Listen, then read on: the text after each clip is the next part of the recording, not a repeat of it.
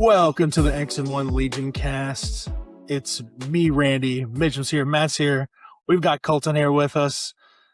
And guys, if you're listening to this, we are just a few days away from heading up to Milwaukee to attend Adepticon. So I've just been painting some stuff. Matt is still painting some stuff. Literally painting right now as we speak. Colton's good. He's playing old stuff that is good and new again. So yeah, we're good. It's painted. Colton also paints way faster than I do, so it's true. Colton locks in for sure. Yeah.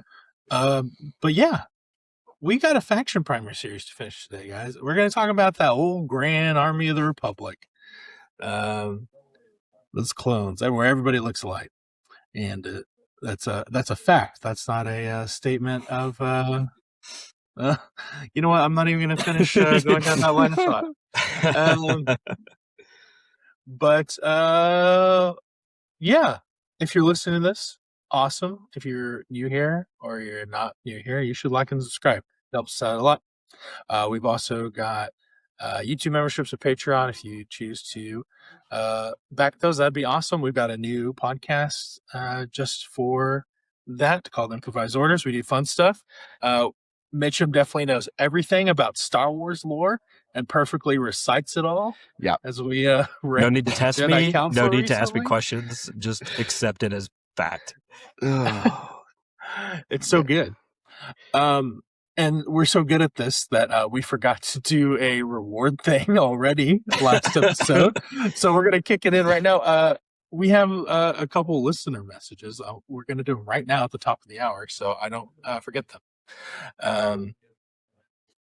Okay, this first one is, when is Matt going to finish his table? This is from listener Blast Ronan. Wait. Wow. That might have been a test message. First, thanks, Blast Ronan. I really appreciate it. So I think I have everything printed. I just need to paint the table, which, painting is what I'm really good at, especially the amount of painting I'm able to get done every year. So yeah, let me get this done. The list for Adepticon here. Let me get that. Then we'll see what happens. Wookiees are still on the table at this point. Yeah, no, I mean the Wookiees. So you guys remember the original Spider-Man with Tobey Maguire? And like the Green Goblin has like the mask and it's like coward or whatever. That's Wookiees. They're over here on the shelf and they're looking at me. They're down here and they're like, hey, still take me to Adepticon. So I hope not. But yeah, we can get in the hobby later. But yeah, we're working on it. If the table's not done by OK Open, I will do some kind of punishment. Punish me. I still want to see the Chili's Gab. Yeah, I feel like these lists of punishments are just adding up, Matt. I know. That's the only way I can motivate myself.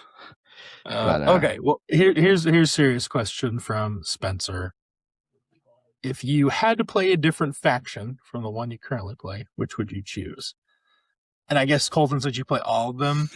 If you had to, you got to abstain. You have to pick only one to play. Okay. Going forward, you gotta, yeah. I'll go first. For me, it'd probably be CIS because I don't think I could leave Maul behind like forever because I love Maul, and Savage is gonna be there. So first love. I won't lie, Shock Team got me wanting to match my DNA to everybody else's. And come on down, be one in a million. Also, Mace, that's my guy too. It's like, we're just going to put like all the cool Jedi and one loser in the same box. So, I don't know. What about you, Mitchum? Oh, Matt, yeah. Matt. Before I really started playing Legion, I kind of wanted to play Rebels. And the main reason I want to play Rebels, and in hindsight, this sounds like I'm chasing.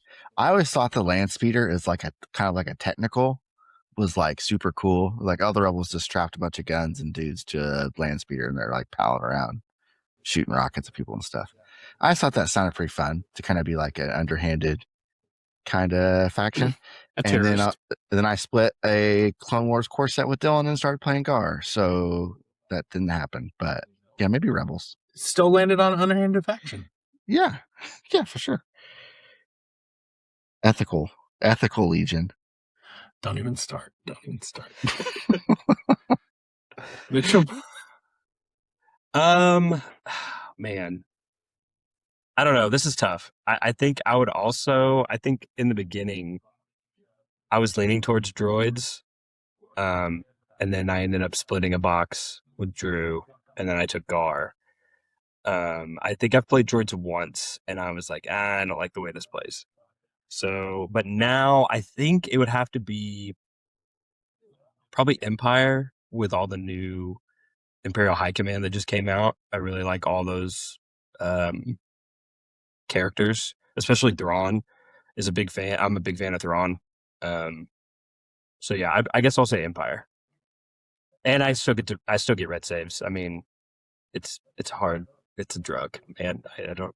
It's not surging red, so it's not as good, but it's the next best thing. Get old Tag out there. It can be surging, baby. We can make it happen. Yeah, Tag is going to be super busted. Hey, we'll get to that. We'll get to that. We have a lot of news to cover, unfortunately, or fortunately, however you want to look at it. Colton, were you able to narrow it down? Yeah. If I only had to play one faction, if my house was burning down and all 5 armies were screaming, help me, and I walk past the wife and kid and go grab one, I'd probably just go ahead and pick up GAR. Thematically, they're by far my favorite. I can't deny it. Empire is a very close second, though, but GAR is definitely my first choice. I can't not do that. So, GAR is perfect branding for this episode. Yep. I love it. My workout. And we'll go ahead and just shout out Spencer. Hey, thanks for being a Patreon backer, man. We appreciate it, Mr. Shadow Lord. And a cyber thanks bully. For being a Shadow Lord, bro. That's still crazy to think about, but we appreciate you guys so much. So. But yeah, speaking of hobby, I guess let's just bust that out real quick. I have a couple Rebel troopers to finish. I finished this Athorian SX-21 guy. Got a few more troopers, and then I got okay, can I just complain about Rebel Core for a minute? Yes. I think it's really awesome that they have all these options now, but they are now the least batchable army when you're painting. Yeah. Just give me the white with the black visors, guys. Come on. Come on. You're playing the wrong faction. I know. I did some Ewoks, but I need to go hit up Hoblob or something and get some more ground basing for them. You wouldn't think the 2 points makes that big of a difference between just taking a naked Rebel Core and an Ewok Slinger Squad, but it kind of does. There's also the whole special forces. Yeah, I'll say you're taking having another token in the bag. Yeah, it's like a pass for your special forces in case you accidentally draw them early. Yeah, well, and then it's also later. I want to draw it earlier too. Yeah, get those dodges up. It's helpful. Don't get one shot. Yeah, yeah. So that's me frantically finishing Adepticon stuff. Matt, what are you painting right now actively? I'm painting Scout Troopers right now. I painted, I've been busy. Audio listener, she's walking back from his desk. Am I getting asked this hobby question too? Because I'm going to go grab one. Yes. Go do it. Go do it. I painted a den. Oh, Den. Hey, Den looks really good, man. Den looks pretty good. I was actually pretty happy with Den. And I did another pass on my Vader to try to, I was on YouTube as I do. And I saw, the forbidden videos. It was like Sarastro paints Darth Vader. And I was like, oh, shoot. Let me see if I can glean anything from this. I gleaned a little bit, but he got into this portion where he was doing like a non-metallic metal thing, and he was doing like a reflection.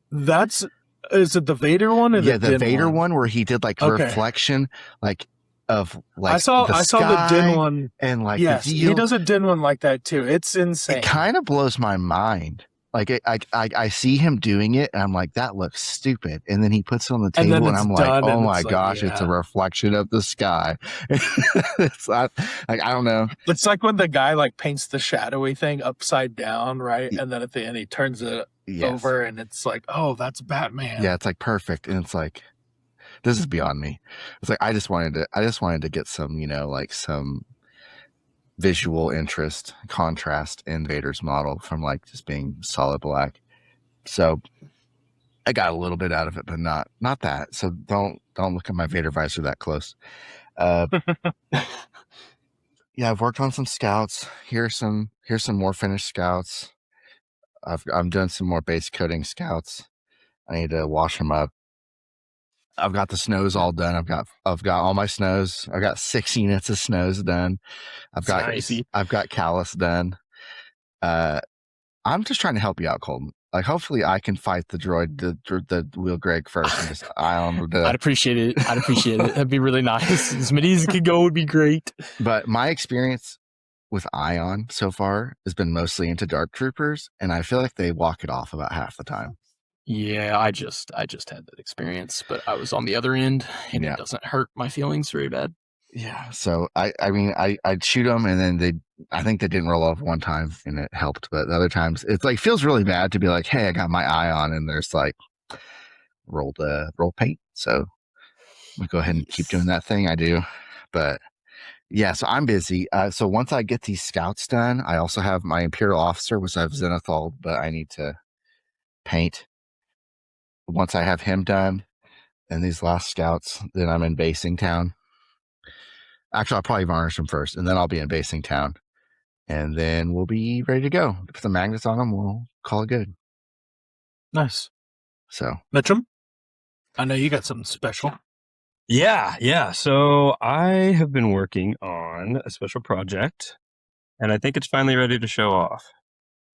It still needs a little bit of touch-ups, but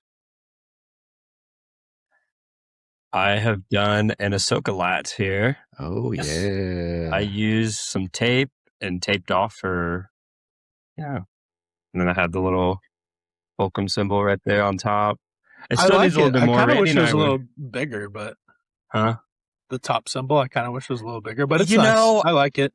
I didn't want to fuck it up, and I didn't want to go. So I could do it small. That's totally fair. Yeah. I didn't want to fuck it up. So nope. Reddy and I were talking before the show, and I think I need to make these panels blue, white, and then blue outline, I think, to kind of help it break up the gray. It's kind of like boring a little bit when you look at it. I don't know. It just feels like it needs something else. And maybe the tops too. So if you guys have any recommendations, put them in the comments within reason. I mean, I got to get this. This is ready for Adepticon, like right here. But I'm always trying to get better. I need to add some touch-ups to the guns too, like some non-oil or something like that. But yeah, I'm pretty happy with the top. So, I mean, you can clearly tell what it is. And all my LAATs are kind of officially done. I just need to kind of touch up. And the only thing I have left for Adepticon is my Jedi Knight, which I still don't really know how I'm going to paint. So. And to get the LAATs there in one piece. Yes. Well, okay. Speaking of that. That is a challenge. Boom. Oh, I bought some battle foam. I'm glad they came in. Yeah, they came in. I got 3 of these suckers. Now, the only problem is transporting 3 of these things is big. So now transporting 3. Yeah. We're talking like this. So now I got to figure out how to get this. You just got to get one of those. You got to do it like I did for the buses, where you got to get a Tupperware container. Yeah, I think that's probably a good idea. Yeah, I'll probably have to. I'll do some shopping this weekend and see what I can find. But I mean, look how big these are. If not, we're sliding them under seats in the car. Yeah. I could fit all the LAATs in my case, like my case I bring to the tournament, and that'll be good for like the day of. But like for the car ride, like they're gonna be in here for sure. Yeah, because they're gonna get broken. So yeah, I'm Adepticon ready, pretty much. I am so ready. Must be nice. I'm not. I need it to be next week, right now. I am actually super pumped. So I'm with you. It's always good to hit us, Colton. I painted an entire flashpoint. Oh, Maybe the other half of the audience will care, but yeah, you can't see Dude, them. that looks great. Yeah, they're all ODST. Maybe I can. I can't help but notice you got a chief in there. Yeah, Mr. Chief is here. They were just fun to paint. I mean, ODST are super simple. I hate assembling models with all my heart, so I low key shed tears when I saw that, and then I just picked the colors. And even the few that are slightly unassembled, it's very simple. Yeah, I wasn't looking so over it, yeah. but yeah, I mean, I'm not playing Legion Friday, which is both a sad and I guess good thing. But I did look sign up for the Halo Flashpoint tournament. Did you sign up for the Nationals?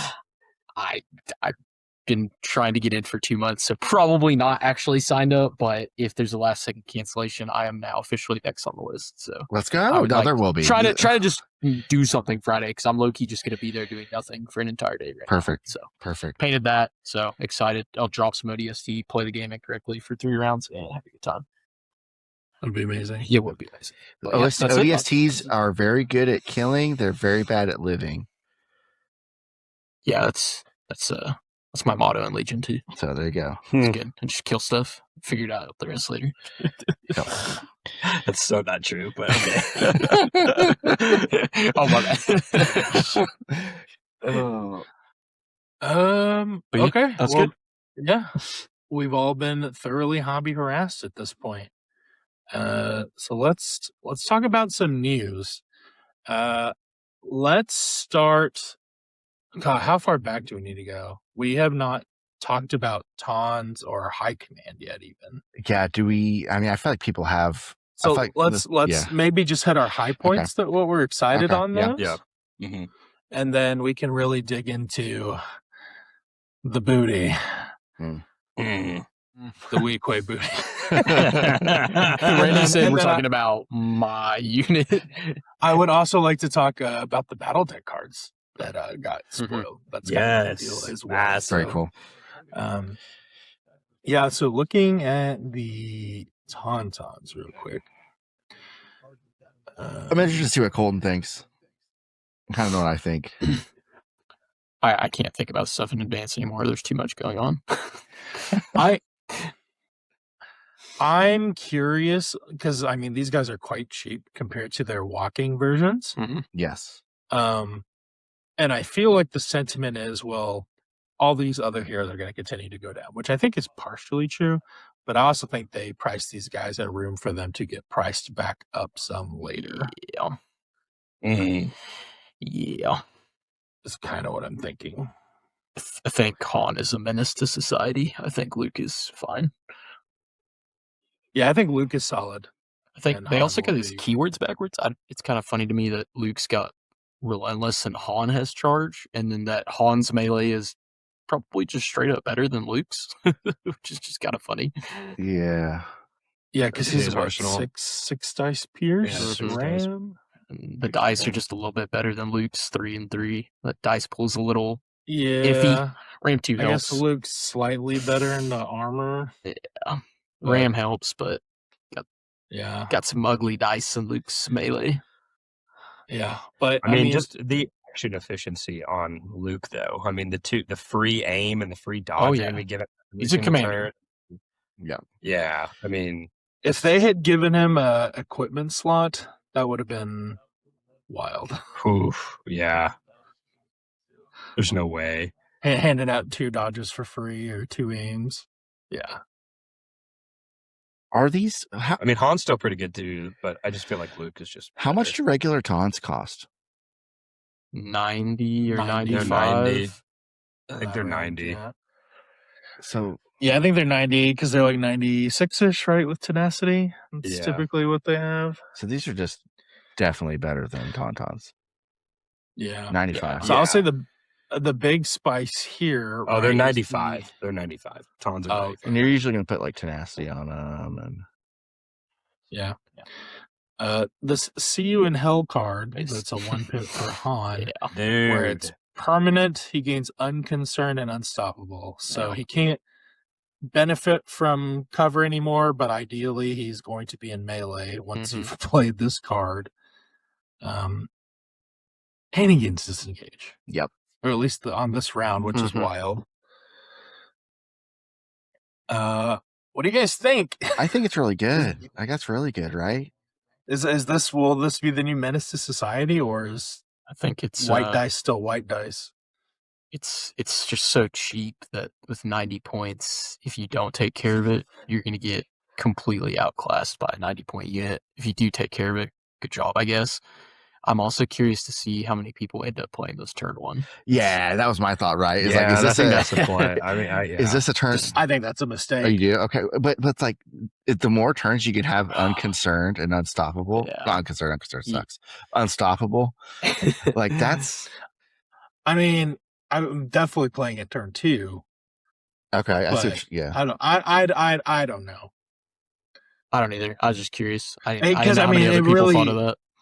It really depends on what's across the table from you. Do you want to go twice with him to dive him in, and then they get to go 2 times at the end? Yeah, no, for sure. Yeah. For sure. I think I watched a Winter Moon stream where Han just got blown up at the beginning of round 2 by a I think you could play it Stormtrooper wrong. battalion squad. Yeah. But like, he's not expensive though. The main thing is... No, this is the same cost as Chewbacca. Yeah. He's just so That's cost insane. efficient. You can, I mean, I legit think you can just toss him in a list. Just forget his cards even if you played him completely wrong. It's just 90 points. I don't see why you don't bring him. I mean, do you even bring any upgrades on him? I mean, you could just throw him in for Do 90 whatever you points. and want he's at still this point. fine. Yeah, just Yeah. wait till he gets a points increase. But for now, you probably could just Yeah. use this dude I mean, a lot. you've got him and a super squad of Cassian fleets, and you're sitting around 200 points. Don't. Dude, I don't freaking say hate that. This Cassian. episode hurts. I I hate that dude so much. I hate that unit, bro. Reset the timer. I can't. It always gets his value. It always gets his value. You can't stop it. Ugh. It's the worst. Anyway, I like Cassian Andor, the character. Diego Luna, you're great. I appreciate you. I hate that unit. Sorry. Okay. I'm with you. Yeah. The Luke on patrol card seems cool. Yeah. Free Mhm. observes. Observe 4 is nutty. Again. Yeah. Is the not out of it yet, if I remember correctly, is able to be played with normal Luke and Han? Is that the one? Because It it says sure it is, says yeah. Han and Luke. Yep. Yeah, so I thought that was Yeah. kind of cool. I don't know if it's actually Yeah. going to do that much, but if you had Chewie, you could get a bunch of tokens out. But Kind of whatever. interesting with Op Luke, just because Yeah. Op Luke's so dangerous too, Yeah. you know? Yeah. Just a bunch of tokens. I mean, so my brain immediately went to Commander Luke just because I like bad units. this is bad. But yeah, pretty interesting there. And yeah, Mhm. if you have Chewie too, like you're getting a lot of tokens going off of that. So who knows? Definitely. I think it's gonna be fun. We're gonna find out if it's good or not because Travis is gonna be running this with 6 tons. 4 tons. Yeah, it's gonna be the maximum tons. So we're gonna find out. We're all gonna find out. See soon. it for the next year. Yeah. So Yeah. That's good. Someone has to do it for science. Yeah, super cool unit stuff. yeah, no, I like it's the it's mounted fun. stuff. It's definitely. I like variations of the same Yeah. guys. I think that'll be good to keep people fresh and on the Yeah. same stuff. I do when they actually vary quite a bit, like Mhm. face. Like, Yeah. you know, they like it's the same, but it feels very different. So Yeah. I I do agree. like that. Speaking of different, we got some Yes. Imperial High Command. We've taken Palpatine, ripped him apart, and divided him up into 3 characters. That's so true. That's so true. That's so accurate. Yeah. So we got Tarkin here. 95 points, pulling the strings on Darth Vader. I've been struggling here with Tarkin, right? He seems underwhelming. You have If you don't bring if you Vader. don't, but if you do bring Vader and you take Moment of Triumph, you're giving up a Vader 1 pip, which is Vader 1 Yeah. pips are good, and then I don't know. You do have Entourage, though, right? So you can. Yeah, Vader's going to get an order, sure, but you're giving up a 1 pip. I was like, there's a cost in giving up a 1 pip. I don't know. I mean, basically, if you keep Vader close, it makes Tarkin kind of unkillable, especially if he has like Death Trooper backup. Can you Guardian from multiple sources on 1 shot Mm-hmm. or backup? I mean, Vader gives Yes. backup and Guardian Force, so that's what Not 6. not backup. You get 1 backup, but you can. Yeah, so Guardian off multiple Vader's taking things. 6 hits off of Tarkin by himself if he wants Yeah. to. The main thing is melee, not shooting. Yeah. Tarkin's standing next to Vader, he might just get killed by a lightsaber Yeah, or something as such. That's true. What is he again? Is he 85 or 75? He's 95. He's 95. expensive. Yeah, I thought the same thing, Matt, where I was like, if you don't bring Vader, is he worth it? Pulling the strings is a very good keyword, though. Yeah. And if you're talking like Superstorms, it's good, but I kind of can't remember off the top of my head how much a Superstorm costs. But if it's Like around 95 points, just bring another Superstorm. Yeah. I was just trying to figure out a way to just like, I don't know if I want to bring Vader. I did some stuff with Vader and it's like, I don't know how this is going to work. I'm going to play it, I guess, to see.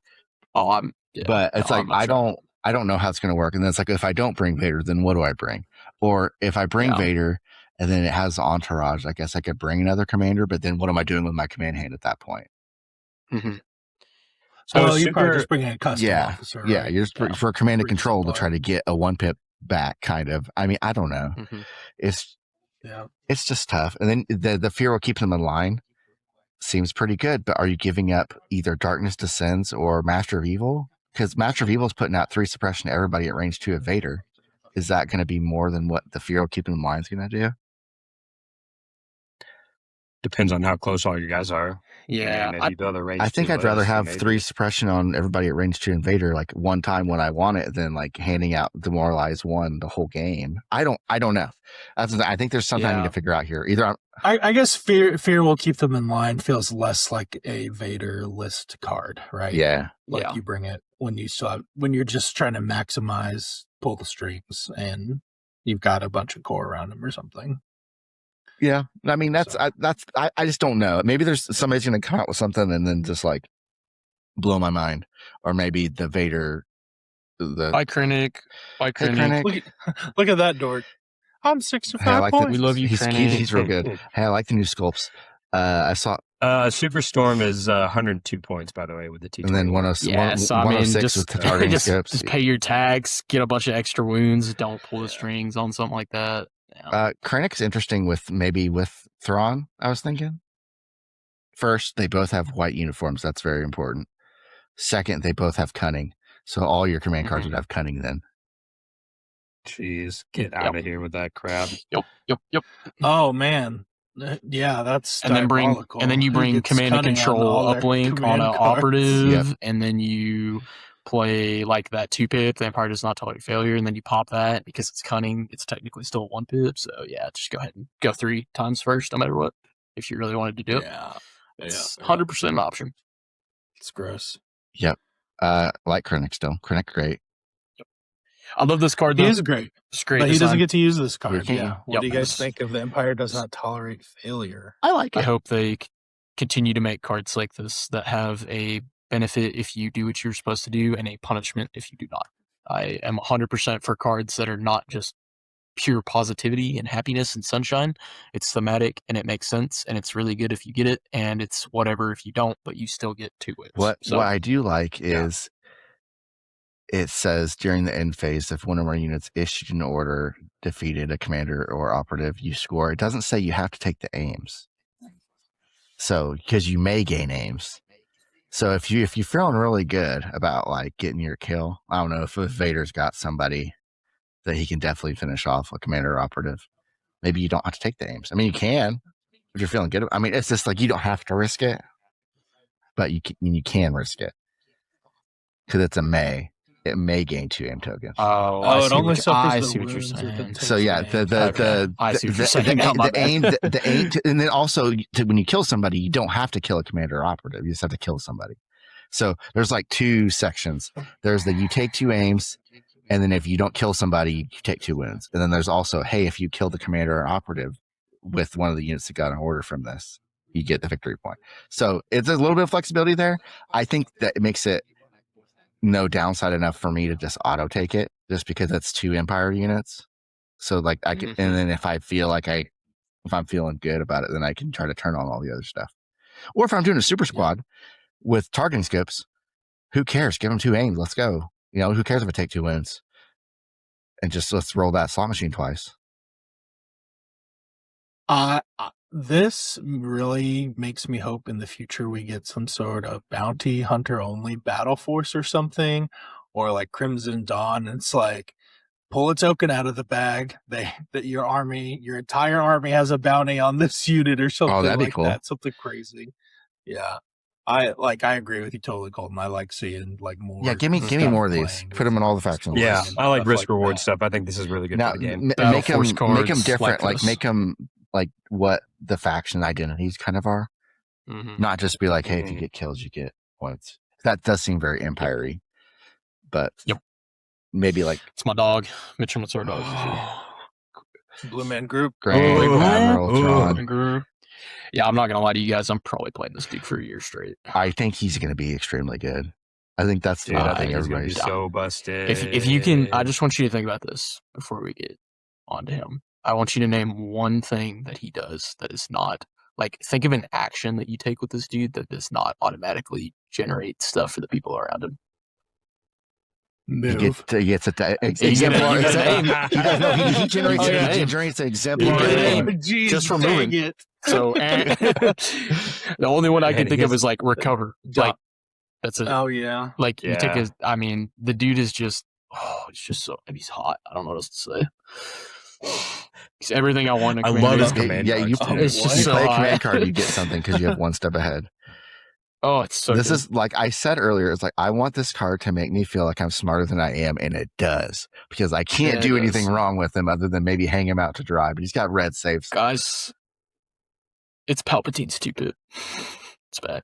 Kind of. Yeah, It's like Yeah. not quite as good, but still really good, Yeah. right? Because So, you either so good. forced to. This is the architect of their own destruction, right? Mhm. So either you go with it immediately, or you're not going with it until much Yeah. later. Yeah. You should pick a unit that has an objective or the second heavy hitter in your opponent's list, and it's like you're in timeout.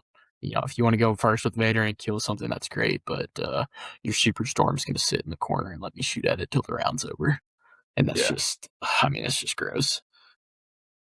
it's super good, and it's a cunning one pip But- too. And I honestly, I mean, I feel like the 2-pip's the best card. I know everybody's talked about the other two, but you just get this free discard in the middle of a game, and it's not even like, it's not even if it's next to Thrawn. It's just a non-panicked allied unit. Did you move in range 2 of it? Here, I'm just gonna move or shoot anytime during the game. Like that is insane to just throw a card at somebody and have a response to basic actions. on top of having one step ahead. Mhm. So he's already like doing that every round Yeah, as like, well. but that's any unit too, right? And It's then just like every your card Vader for oh, Thrawn just also tag on one unit because he can direct to any Empire unit as well. any Empire. And he can direct to himself. So you can play these cards. So like I saw a deal on the Discord today. So thanks, Big Legion Discord. Someone's like, he makes coordinated fire so much better because instead of it just being core, it's now core and Thrawn or whoever you want to give an order to. And so it makes it so much more user friendly because what sucks about coordinated fire is it's 3 core units. And so it's like usually your big guys, like your main players don't have an order and that sucks. But now Thrawn can fix that. And then Thrawn also, since he's exemplar, can like launder these aims. So you coordinated fire, you give the aim to Thrawn that you spent from Thrawn for coordinated fire. And then the next guy does the same thing. And we just launder aims over and over again. It's great. Damn. And you can one step ahead of him to get him on the battlefield and be like the only commander that starts the game on the battlefield to get that aim from moving from one step ahead. I know that's not huge, but like that way he can just move and strategize and he's already on the table. Well, from you've turn got to one. be on the battlefield to one step ahead, though. Oh, does it say that? Okay, good. Yeah, That'd be nuts. Okay. That makes more sense. I was like, this is stupid. Okay. I've played Lando recently. And you can tell We know what that keyword you does, can tell obviously. Colton's been trying to think about how to break this guy already. So He's breaking me, I'll tell you that much. Hey, it's okay because this guy's the most broken of all. And I think The random Vader choke the job. random time. guy that was in the movies for like 2 Dude seconds. number 3 is here, and he happens to be. he's pretty good.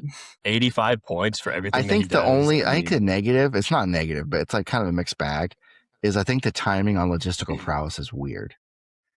It So you is. only move tokens off of logistical prowess Yeah. onto him when he activates. Yeah. So It's going to be like a Leia and Rebels, where it's like you really need to go with him and kill an activation to get your support out. which is fine. But Yeah, Canny Adversary is really cool though. It could kind of let you charge up, depending. Like, imagine how spicy this would be on like a Yoda turn, like a Luminous Being's turn, and this play Canny Adversary is like, cool. I'm gonna double move up, hide behind something, grab as many tokens as I can. I mean, Are you loading up on surges on this thing? a lot of the units in the Empire surge to hit, so I think surge to defend gives you effectively surging red saves, so it's pretty good. I mean, depending on what you're doing, right? I mean, I don't know what your aim generation situation would be like, but if, say you have good access to aims or whatever, or I play Snowtroopers, I'm not super caring about aims all the time. I can just grab dodge surge over and over again, and then have dodges and surging red saves to make me a lot more durable. But I mean, I don't know. You don't have to really. So if you want to aim dodge, great, you can do that. It's a May, so for the I have a question on Battalion. How do they get the extra aim generation again? Non-unique commanders get target. Okay, and so this is 3 units. So if he were to go into Stormtrooper Yes. Battalion, he could order himself Yes. and one of those officers. Yes, and then the officer could potentially strategize tag. Okay, so you can supercharge this thing like from the beginning. You could situation. yeah, and then you could it could be. I mean, you could get, but he wouldn't get target though. But he could. I mean, round 1, you can just move, strategize or calculate dots yourself, and then like you can build up tokens and then use them kind of more when you need to, especially with the 1 pip, because 1 pip breaks the timing window and lets you do it like before the round starts. you see it behind me? So yeah, that's good. I think it's good. I don't know. I think there's something. I don't know what the optimal way to what the pairing is for him. I've been trying to like build it out a little bit, but I think there's something there as far as. I mean, for 85 points, I feel like he's going to be Like taking a lot. I mean, he's going to fit right into that middle management Like he's list. cheap and can generate tokens, so I think there's got to be something there. Yeah. Yeah. I mean, what, him and Krennic's 150? Something like that? Yeah. Yeah. The only thing is that it's weird that all of them have like 3 command slots. Like, I don't know what 3 command upgrades you're bringing on these guys. You could bring 3 Weequay Pirates, obviously. I don't. Oh, man. Yeah, I was trying to think about that too. I mean, I think Inspire or Improvise Orders obviously is a good one to take all the time. Yeah. Yeah. Maybe strict orders, maybe Inspiring Presence. Maybe the Lead by Example. Those are both good. What's his courage? Improvised Orders, Underworld Connections, maybe for like a double bounty list, and then you could do I don't know. You can even do like a Steam Leader if you're trying to get him up there so you can steal other people's tokens. But I mean, it's just it's just a net positive. You know what I mean? It's whatever. It's 3 slots. It's just there to flex on other people. Maybe we're getting more command cards. Yeah. Or command upgrades. Yeah. For sure. Very cool. Security detail. Cool. Yeah. I like it. It's funny that Krennic doesn't get this. Yep. Not cool, but cool. But yeah. Death Troopers be Death I think this makes them a lot better and makes them like a lot more use. I mean, even if Retinue's spicy. Even if you had Tarkin and you were just like, oh, I guess I could pull the strings on these guys. I don't know if you want a Guardian with them. I feel like it already feels bad when someone puts 3 into your Death Troopers and then you roll 3 blanks. I think they take a shot. I think honestly, if you just take it for the 5 points to get him a token every turn, though, that's really nice because they are precise. What is it, 2 or 3? But like that's extreme value for an aim. Yeah. Cover shoot the rest of the game. Turn him into Clone Commando. One of these. Yeah, token. They search all the time, but yeah. I was playing Preston the other day, and his Dark Death Troopers do not roll well. So sorry, buddy. It'd be like that. Okay. We've known about Hondo. This is true. But we got points for Weequays, baby. They're 40. I'm so glad they're cheaper than the other options. Also, way more upgrade slots here than what I was thinking. Mhm. Kind of blew my mind. We found out Swashbuckler is whenever you would spin an aim, which is cool. They have independent aim. They get a dodge. I don't think it's per aim, which is unfortunate. That'd be really cool, but I get it. It's a 40-point unit. That'd probably be too cracked. I like it. But we've seen all this. I think the upgrade cards is where the extra spices kind of come in here. They've got a long rifle upgrade, 1 red, 2 white, 1-4 lethal 1.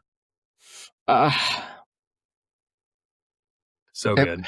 Go ahead. Say the observation you made in Discord the other day, Colton. Listen, I'm always like I overestimate every unit that comes out because I just get like excited and I'm like, oh, this is gonna break the game. But like, all I remember is at the beginning of this edition is that when 8 ARC troopers existed, that was really, really scary. And for half the price, you get a free aim. You have access to that lethal. The only thing is the courage one. I don't see a way to like get around that a ton besides bringing vehicles and stuff like that. Like they're going to be suppressed. But turn 1, you move.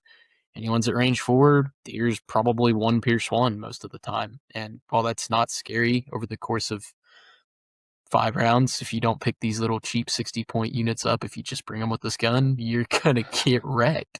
And if they come at you at range 2, that's gonna suck too. And you get the aim for free. So I mean, I don't know.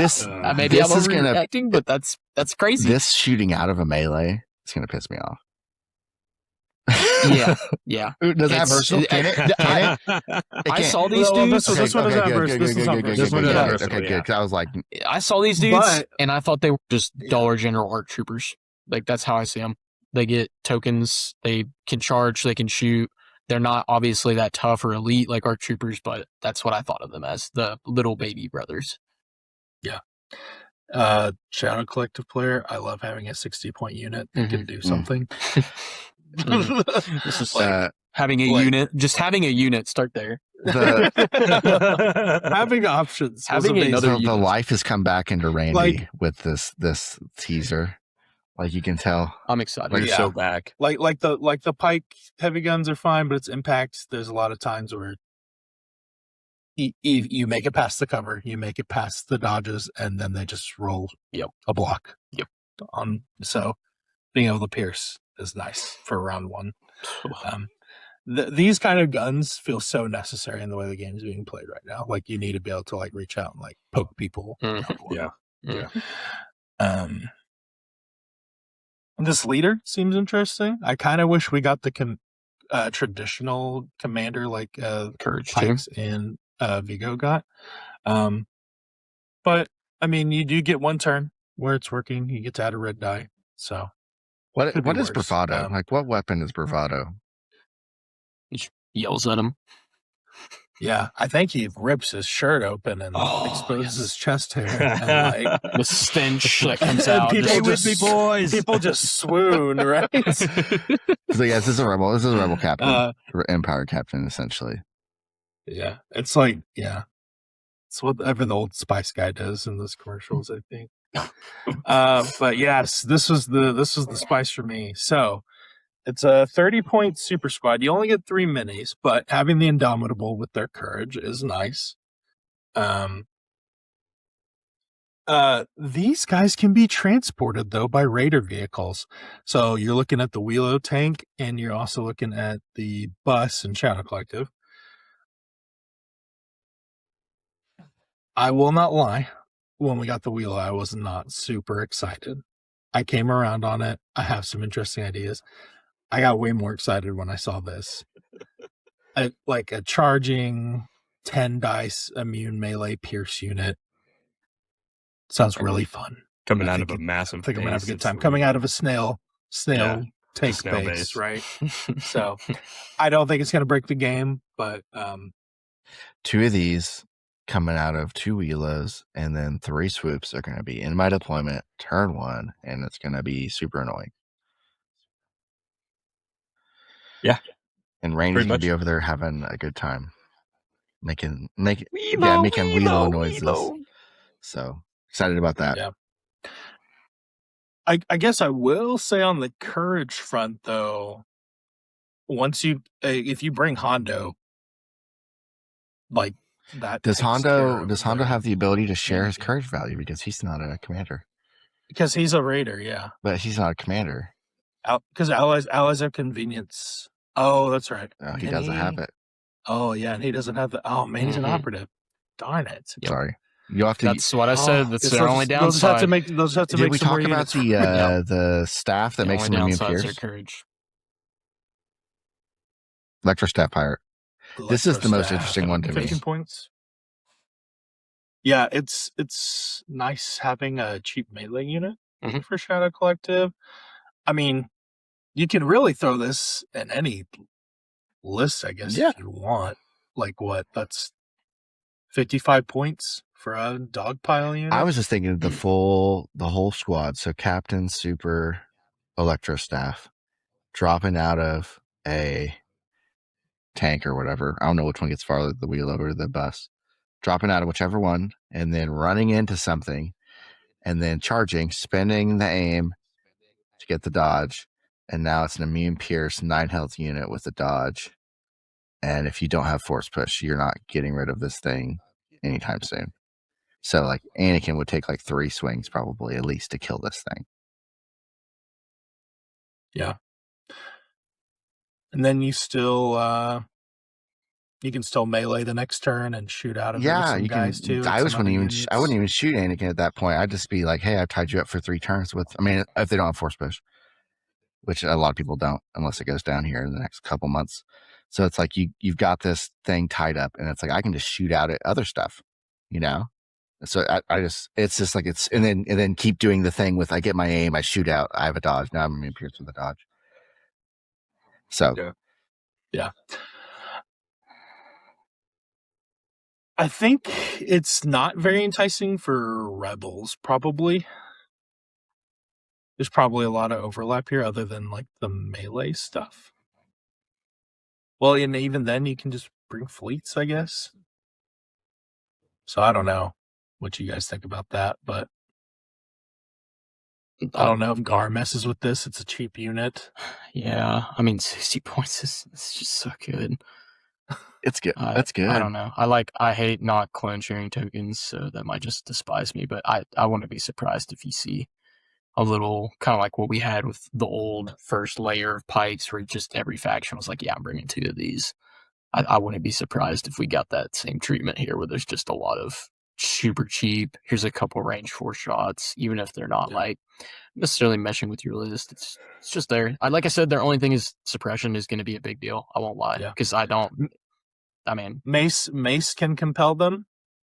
yeah, He's compelled core. Maybe Shakti can do something with them. She's supposed to do stuff with mercenaries. Can Gar Saxon compel them? yeah. Gar Saxon That's can not compel bad. them, yeah. I also think Shadow Collector is going to have less problems with them courage-wise because you're probably going to bring a command vehicle with them anyways. So I'm thinking I think to you stop them, to. I'm hoping I can suppress them and suppress gun them. That to slow them down because they can't all be coming out of the wheelos. So hopefully,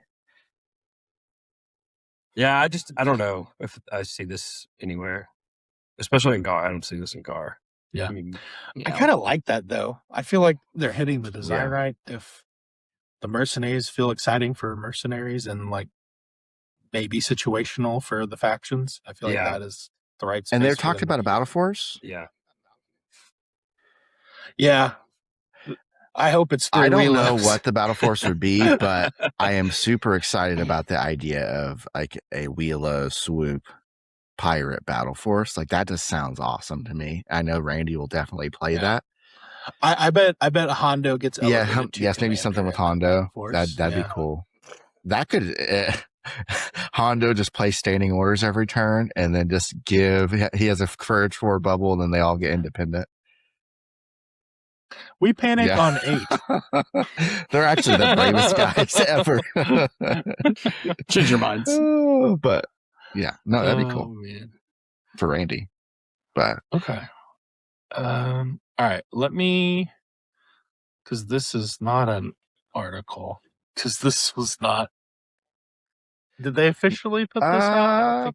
I thought it was leaked or not leaked, but it came. The It came out with. objectives? Oh yeah. Yes. Yeah, I don't think they officially put it out by any means. So we'll start with. So we've had, what's the one we've had? Outflank. The first one they put out. Contact, I thought. Outflank. Oh, outflank. Okay, yeah. And then they showed us the deployment for contact. That's right. Yeah, but now we've got the mission here. So it's pretty much kind of similar playing with the POIs. I think if you're getting an enemy POI, you get extra. It's 2 VP instead of 1 for securing that one. But the interesting thing, if you're contesting one or more of these POIs, the unit gets precise 1. I feel like there's a lot of units that like that keyword. Yeah, prepared positions units might like this. Yeah, potentially. And then the other cool thing is, so those ones that are in friendly territory, those 2 are the ones that are worth 2 VP, and then the other ones are all worth 1 VP. Like, but only if you're in enemy territory, if that makes sense. So, like, if I'm blue player, the red one in the middle in their territory, that's the one worth 2 for me. And then the same corresponding one's worth 2 for my opponent. All the other ones are worth 1. So, yeah, you could infiltrate all the way up that, like, panhandle, and then you're pretty close to the big money point if you could shoot people off of it. So, it's the Oklahoma, Texas. So I'm interested to see how the infiltrate works. I mean, because if you infiltrate with a meaningful force, you could have a good foothold for that. Definitely that point right by it, and then maybe the most valuable. You definitely would have range 3 to most of the objectives. Yeah, a precise one is really nice too for what you're trying to do with a lot of prepared position stuff. Some short troopers are going to use that aim and eat it for precise 1, but like we talked about, those death troopers move on at the bottom and they've got precise 4. That's gross, but I like it. I like it that it probably looks like it just straight up favors people that infiltrate, prepare positions, and rewards you for bringing some of those lesser fond of keywords, and that's good. Payload's back. Yes. Yes. It's battle lines across the side, and you've got 3 POIs, and you're just trying to push them.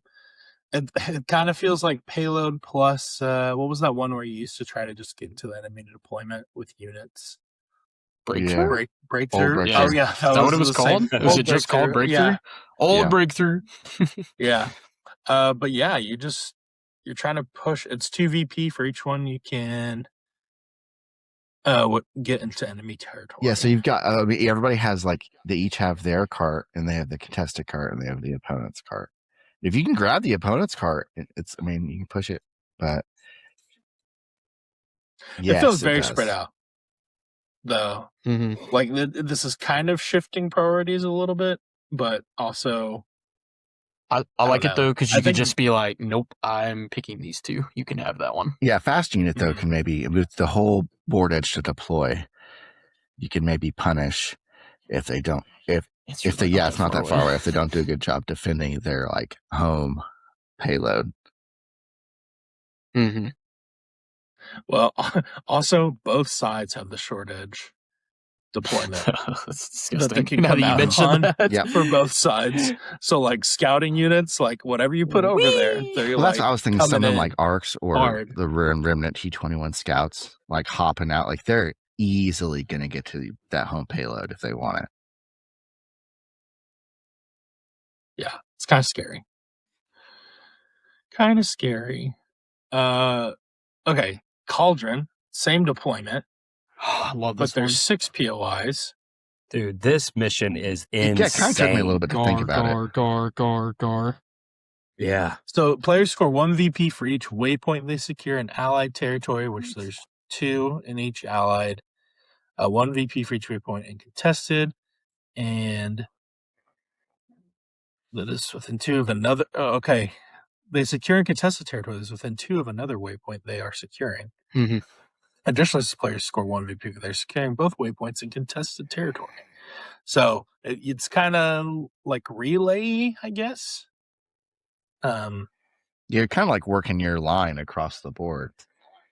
Yeah, like you can't just leave one of your home Yeah. points alone. I don't know. This one seems like a little bit of a thinker. I think it's the most complicated one.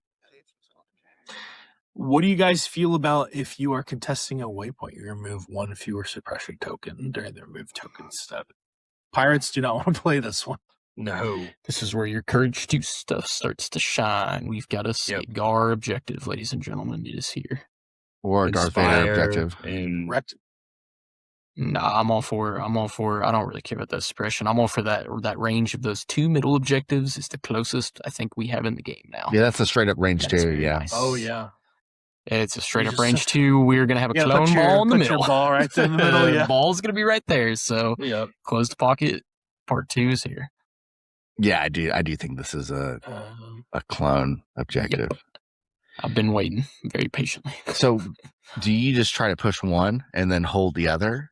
Is that what you're thinking? Like you cut off the middle, like you connect your waypoint on your chosen side, then you try to stop theirs at the middle point? You know what I'm saying? I feel like I would just make sure I have both of my home ones, and then I would just send everybody to the middle, kill everything, and whichever side's more open, we'll just go take that one. So I don't really think you don't it's choose. Guess we'll come back to what GAR has to do to play the objectives, but yeah, just kill everything would be good. And then we know and love Outflank.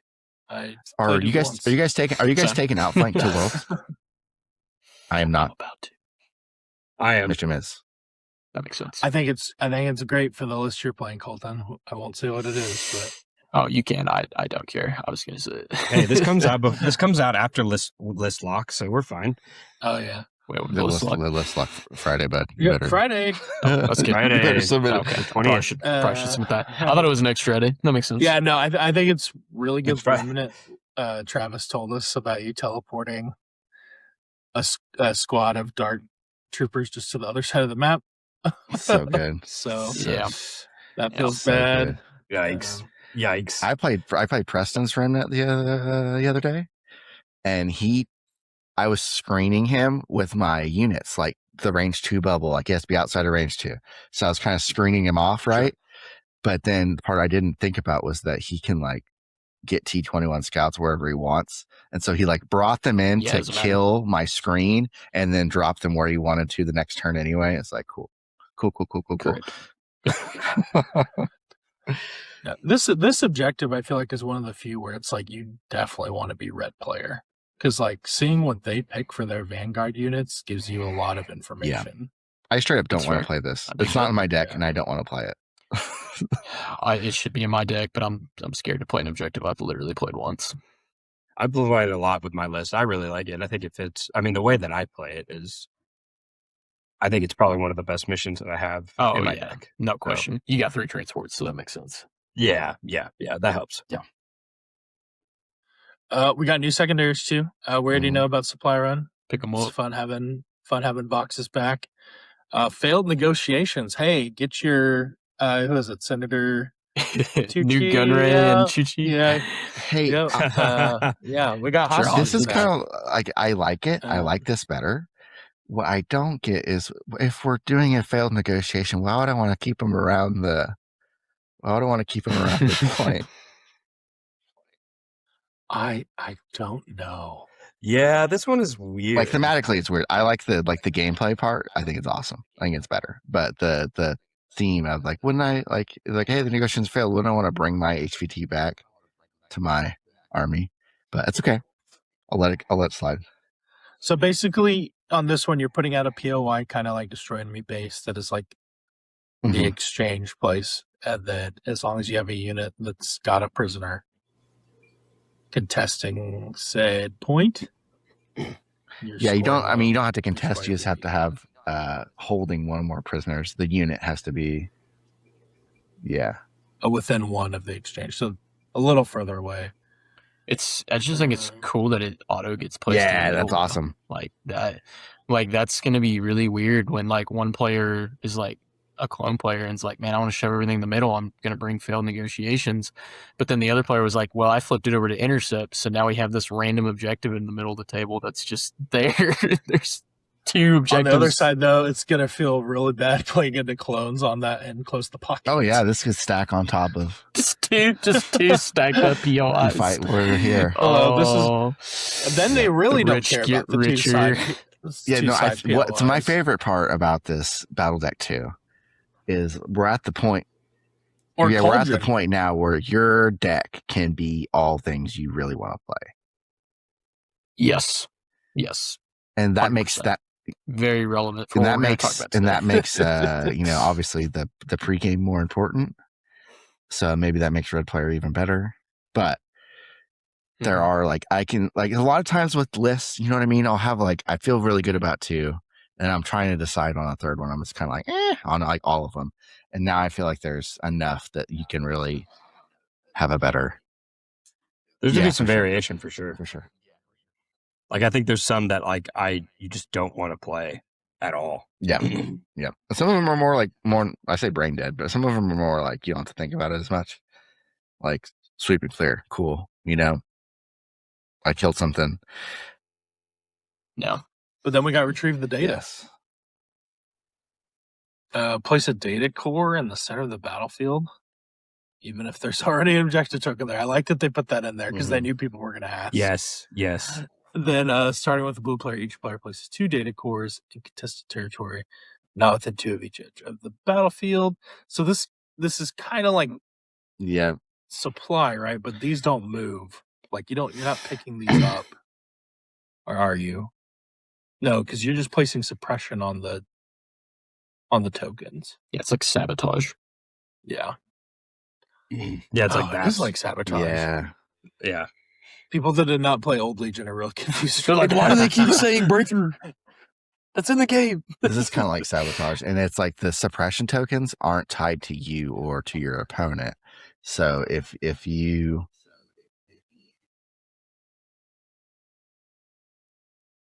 Yeah, I think it's weird because it's end phase, right? So you can action. Yeah. So someone else could pump up the suppression Before and the then you end kill them phase, and off you can the- take Yeah, it. someone Yeah. does all the work and you sweep in. So yeah, I don't know. This one makes I'm a me little scared nervous. about this one. This seems like a win more card, if that makes sense. It seems like Empire will like it. Yeah, go ahead, run up there and put the suppression on for me. We're gonna shoot you off of it now. Maybe. And it's an action. I don't like actions. Yeah. But it could the also actions be are weird. hey, there's a data core ready to go, but nobody's on it. Nobody has it. So you can go try to get That's it. fair. If I loaded up second suppression, Colton kills my unit that was securing it. It's well, it's there. It's just ready to go. It's just nobody scored it yet. Yeah. Align the relay. Yes, it's a lot. Another center of the battlefield, even if there's already a token there. Each player places 2 comms relay within 3 of the long edges, not within 1 of the short edges. You score 1 VP if they control 2 or more comms relays, and 1 additional VP if they control 4 or more comms relays. This is also kind of like sabotage the evaporators. Yeah, imagine this with recover or shifting. There's going to be 9 to 10 POIs out on the board. So many to keep This track might of. change the way I build lists. These objectives, because these are action objectives, and they're this one's weird too. It's you do the action,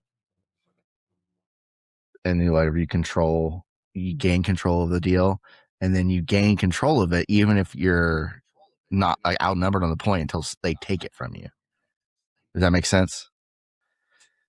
Yeah. You know who seems really good at these? Geos. Yeah. Who can move. Tap. Yeah. That's such a good point. So rich get richer.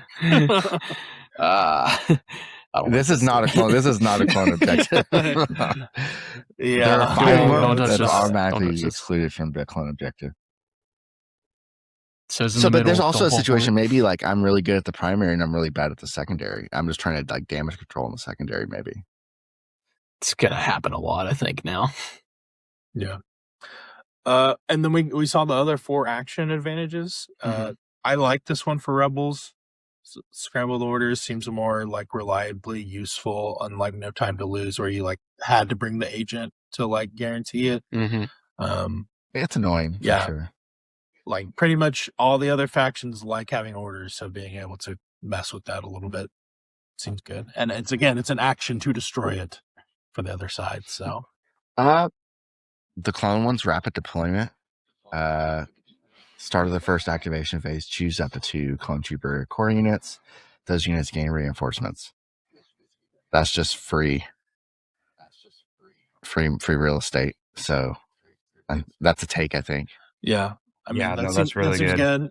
Empire doesn't like using actions to move up the board, so the Republic. But yes, that's the Republic one. That's just like, hey, my 5's unit got 1 act closer to you.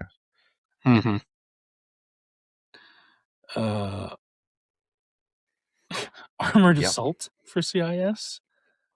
At the start of the first activation phase, choose up to 3 allied vehicles. Each chosen vehicle unit gains 1 aim tokens. Man, does CIS have any vehicles? Yeah, at least they're. Want aim tokens? I know no list that would run 3 At least vehicles. at least their vehicles aren't good. So don't have to worry about it.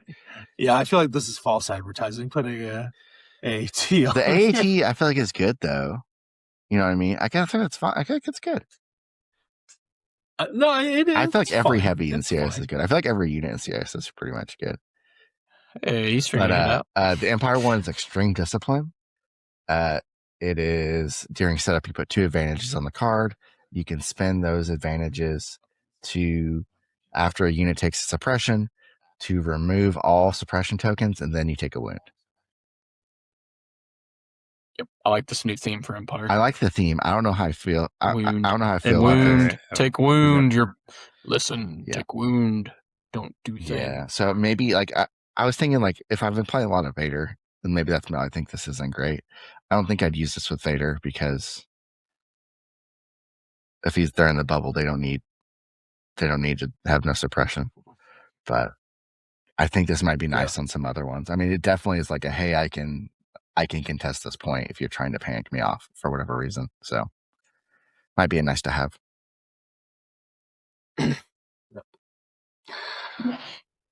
Well, okay.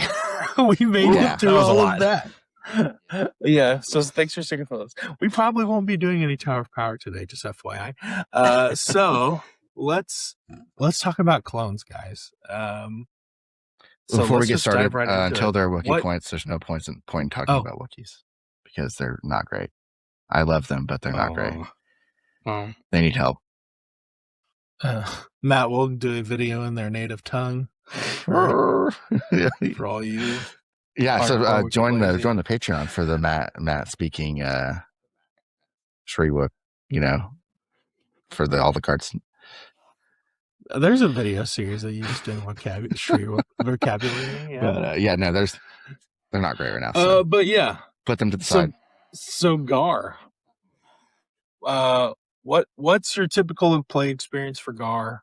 What is their faction identity? What are you looking at other than rolling blocks on red saves and making your opponent sad? Yeah. So in terms of playing them, essentially I'd say if you're going to bust out GAR, you're going to see a lot more elite of a force than the other 4 armies. I don't care which one you're talking about. Obviously you can run some super elite archetypes and the other factions, but GAR just straight up out of the box is elite. And you're going to get that playing experience if you're the worst player on the planet or if you're the best.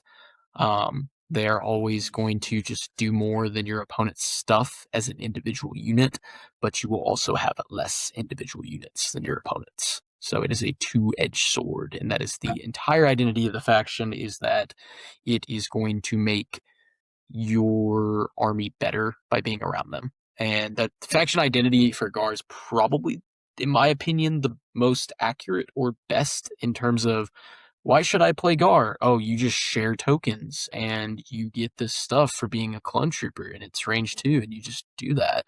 And I think that is why I would love to see like a survey from AMG about which of their starter boxes have sold the most. But I do genuinely feel like a lot of our new players, even from old Legion, are GAR players. And maybe that's just my generation finally getting a wallet to play the models Yeah, from I Clone feel Wars. like there is a ton of Clone Wars armies that Mhm. are getting picked up like that, Yep. and probably Empire after that. Yeah. Not seeing a lot of people picking up Rebels, but Rebels is very much like probably my age and older. Yeah. I mean, I Yeah, think so- GAR too has a lot of the, notable characters. I mean, you have Anakin, you have Obi-Wan, you have Yoda, you have Ahsoka. Like, they have the best Jedi in the game, I think, overall, and they have the most Jedi as well. Like different, and they're all different flavors. Mhm. So, and I think they're relatively easy to kind of pick up for new players. I mean, because everyone talks about the clone bubble, So to be able to share tokens, you have to be within range 2 and line of sight of your buddy to be able to take his token and stuff like that. So it's relatively easy to kind of keep your whole army together. You're really good. You have high wounds and really good saves, usually surging red, so you don't die as easy. So they're a lot more forgiving in a sense of like, if you roll really well, then you can usually counteract some of the mistakes tactically that you can make. And I think you can build them in different ways too to make them a range, like more of a gunline archetype or more of a like up in your face, I'm going to be at range 2 fighting you with my Jedi in melee and stuff like that. So I think that's really appealing to new players as well. Yeah, I agree with your statement, and I was going to hit on that pretty hard. It's the easiest faction to play out of the box in terms of being forgiving because your stuff's so elite. If you mess up and you left a clone infantry in the open, you might just full block it because you just have those kind of defensive utilities. You might just one-shot something because you have such efficiency on the other end as well. But if you want to take it to the next level, it's probably the hardest faction to play because I think it is the worst faction at winning games when it comes to objectives and points and things as such. So I think it is a double-edged sword in terms of what you're trying to do. But piloting it for objectives is the hardest. Piloting it to play the game of Legion is the easiest. That is my big that's my big take on them. And playing all the different factions, I feel like I can score and participate most objectives if I played Empire.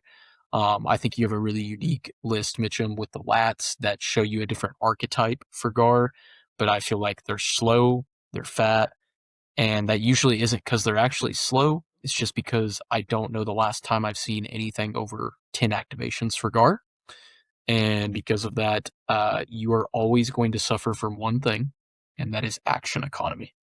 You may get more because you're courage 2, but you are probably going to have 10 actions, and if you ever get suppressed, that sucks. If you ever get a double move on an objective, that sucks, and that is my major, like, warning to people playing GAR. Like, your ability to play these new objectives, yes, some of them are absolutely better for GAR, in my opinion, but, like, you needing to touch a relay, a move, and touch that with your clone infantry squad, it's not going to feel good. So, but on the other end of things, when you get to do what you want, you get to just aim, shoot, and generate tokens and shoot things, boy, you're going to have a good time because they're going to do it very well. So that's kind of my main experience is objectives can be painful. Killing stuff, on the other hand, yeah, you can do that. Well, speaking of things that are good, what would you say are the 3 worthwhile top tier for GAR right now that you're building lists around? Yeah. So I'll go number 1 down to 3 Sure. because I know who my 1 is. And 1 for me is just going to be Clone Commandos. I feel like they definitely kind of got in a weird spot for a bit at the beginning of Legion where people were like, yeah, melee, everything's melee. We're melee armies now. And that's not good for them. But with what the current meta looks like, GAR really struggles with the whole tag strike thing. Because once again, they're getting 10 activations. So if you run into 13 acts, if you run into Remnant with 3 magical passes at the end, you put anything too far up, you're going to get shot. GAR can take a hit, mind you, but Clone Commandos can really take a hit, and they can shoot at range 4, and then they recover, and they have a shield, and they're going to use high velocity, and they got Taun armor in case all else fails. So they are just the all-in-one unit that I want on the table. I love 3 of them.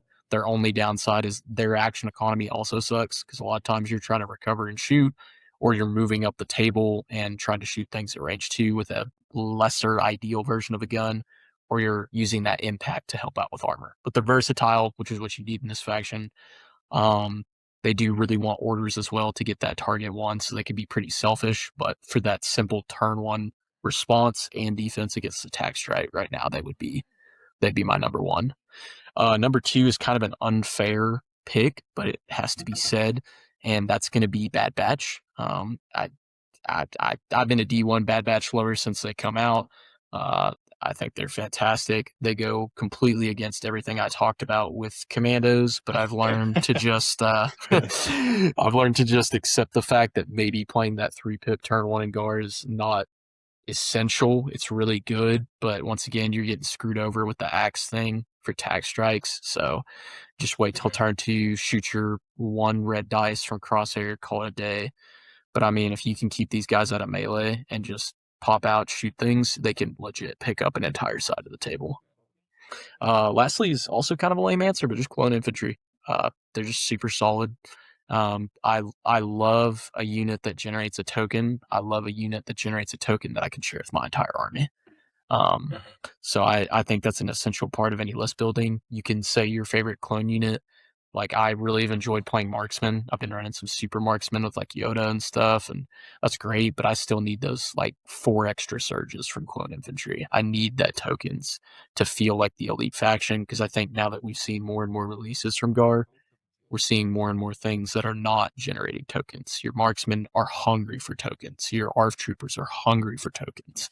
Your ARCs generate tokens too, but obviously they've been slapped down a couple times. So those are my main 3 for the most part. Bad Batch is kind of a wimpy answer at times, but I think Yoda and Obi could be interchangeable in that character position. I don't think that necessarily has to be a universal Bad Batch is the best. I just think he helps out a lot being independent and able to play objectives really well. Absolutely. Yeah, I really don't have anything to add to that. I think you kind of touched on all the highlights of GAR. I think the one thing I will add is that I think GAR has some of the best, well, okay, they do have the best upgrades in the game, just because that's part of that elite faction. You know, they have their own upgrade, a personnel upgrade, which is like Echo 5s, Boyle, Waxer, Ahsoka, Rex, you know, and they all do something differently. I think Super Squad clone troopers are really, really good.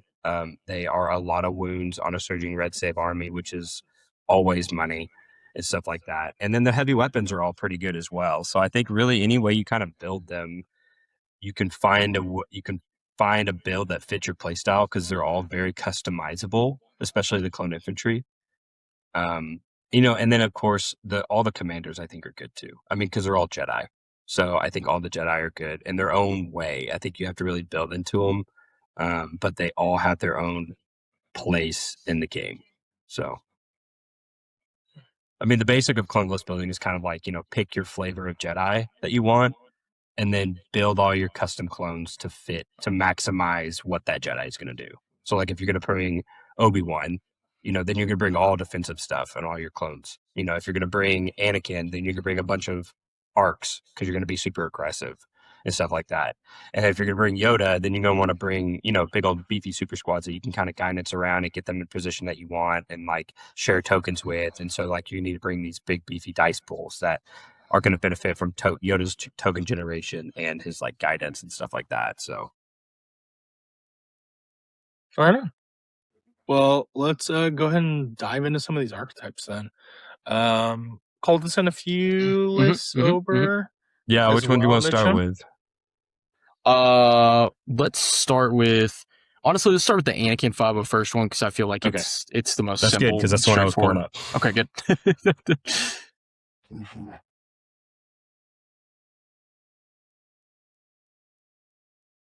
Maybe my computer's being kind of slow. Bear with me here.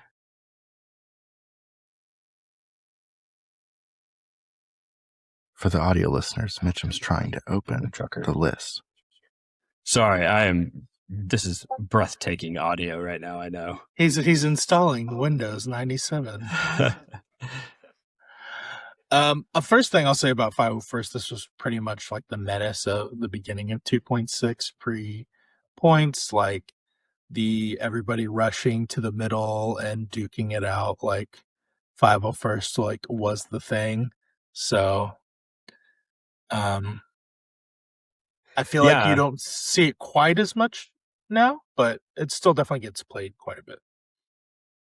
I think everyone was still trying to figure out what range band the game wanted to be at, and I think a lot of the missions fell into that range 2 band in Melee, and so 501st automatically kind of punched that to the top. And plus, arcs got a little bit of a buff by decreasing their points in the beginning, so everyone was bringing 4 arcs, and then the clone medic happened, and that was just money. So this feels kind of like an older 2.6 list, but again, I mean, for the audio listeners, it is Anakin with Force Guidance, Saber Throw, Into the Fray, and Tenacity.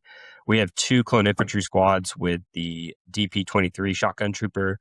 We have a clone infantry squad with Ahsoka Tano upgrade and a Shotgun Trooper. We have 4 arcs with medics, and then 2 clone commandos with Katarn Armor and the DC-17K. 501st.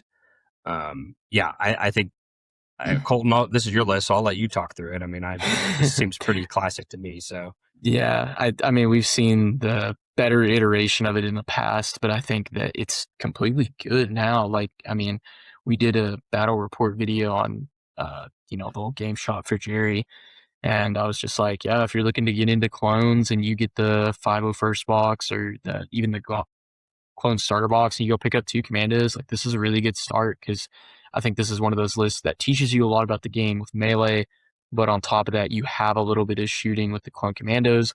But if you ever wanted to play the better version of the Wookiee Battle Force mat, this is it. Yeah. Facts. Just straight up. Sorry to let you know, but Anakin works good here. He's obviously not seen as much since all of these things in this list have taken significant points hikes. But Anakin is being super aggressive, and if things die, darn, guess I'll go again with Anakin on top of all that. So it's a really fun list, in my opinion. It still works. It's not gonna like win you 6-0 GT or anything like that, but if you like that melee mashup or close range big dice pools, and you like generating a bunch of aims, I mean, you can't quite get this level on any other list in the game. So super fun. Can really play some of those up close and personal objectives extremely well, and you can take a couple hits even if you move up the board pretty aggressively with 4 medics. So and the Ahsoka squad with the shotguns just gross. Yeah, because the old version of this was pretty much the same, except you'd have like 11 act that was like an ATRT or something. Force push, and you get the other things in arcs, which were the clone commanders that gave them a surge, and then they were really annoying. But once again, so I think clone infantry is really good, because I really still want to punch 3 of them in this list. So you can share some charges on arcs for defense. So do that you will. But yeah, so this is one archetype. This would be your more melee, up close, big dice pool, really aggressive board positioning. If you get a good building or 2 in the middle, watch out. So yeah, this would be my more melee focused, up close focused GAR with a little bit of shooting in the back, just to help me feel better. And then you can take me to the next one. Let's see if I could do this the cool way. Boom. Nice. Boom. All right. So this is my iteration of kind of what I would change in my GT list that I played and was able to succeed with. I loved the 3 RPS sparks. They helped me with a lot of the things I was saying are downsides of GAR, with the mobility being an issue, objectives not always being great.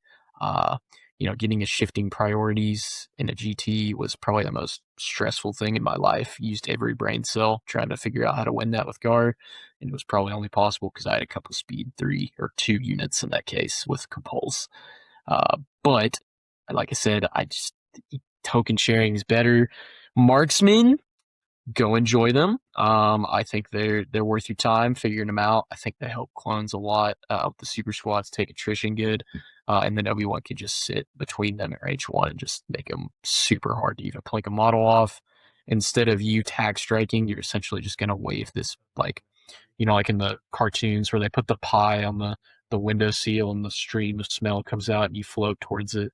That's what the marksmen are doing. The people come out and they're like, I'm going to attack strike these stupid clones. And Obi-Wan Force Barriers 2, you make a cover save for once in your life. He Guardians 3, They take a wound from deflect, and then you aim shoot back with the marksman and just kill whatever it was. What an It's like analogy. 12 dice.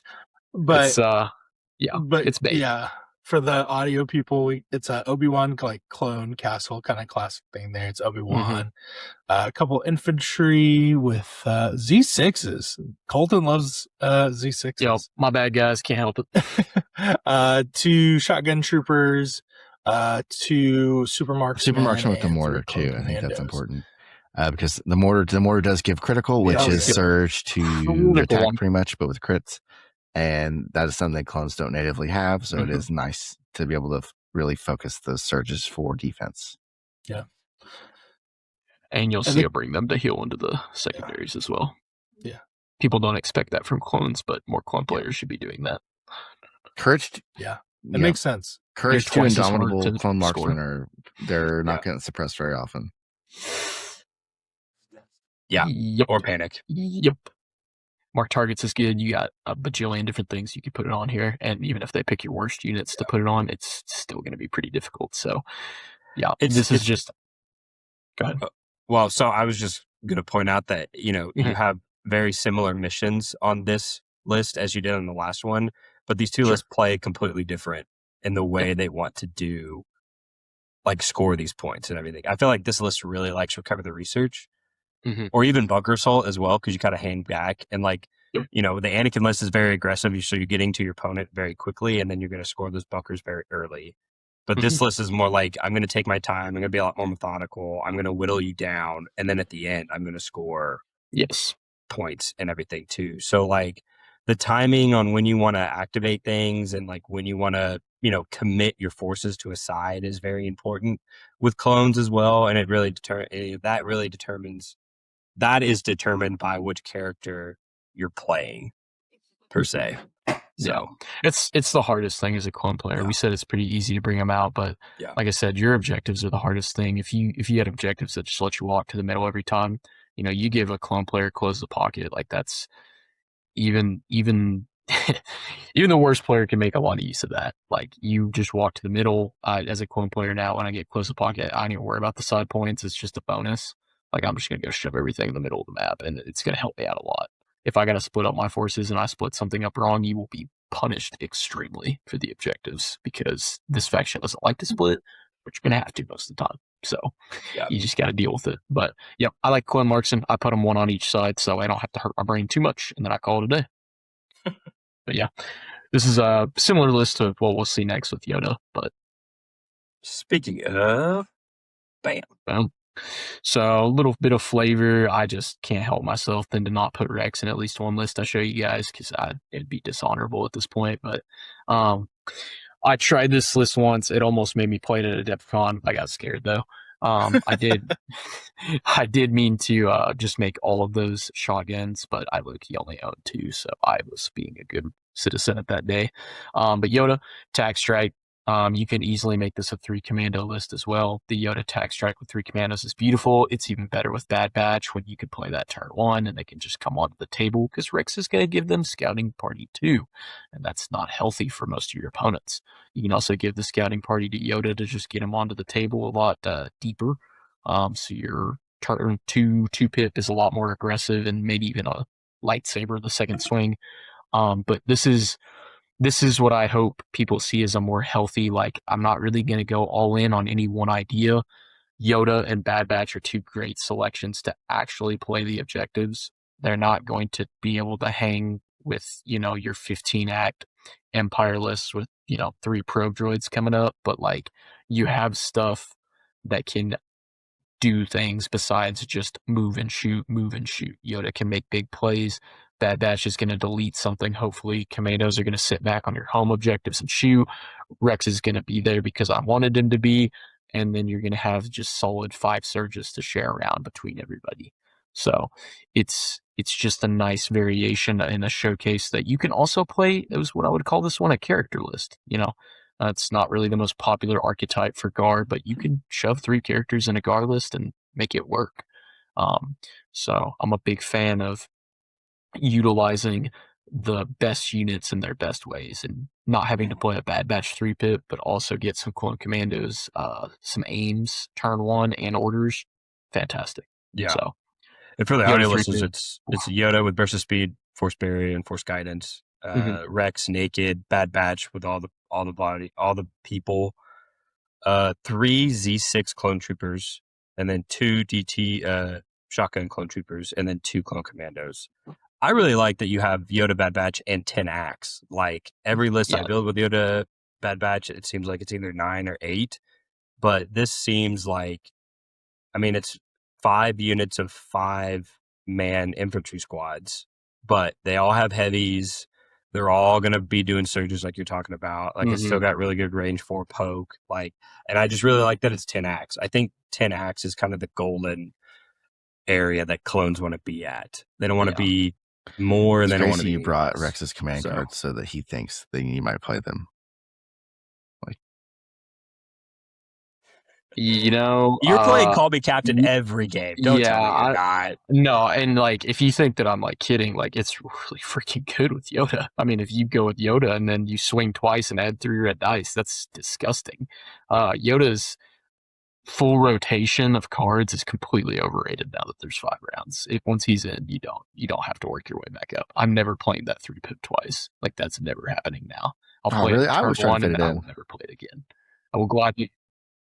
Yeah, I would gladly play an ambush and just swing twice or force blast twice. Like I'm not playing that. It's usually 3-pip, 2-pip, 1-pip, back to 2-pip, and then finish off the game with whatever card I want to.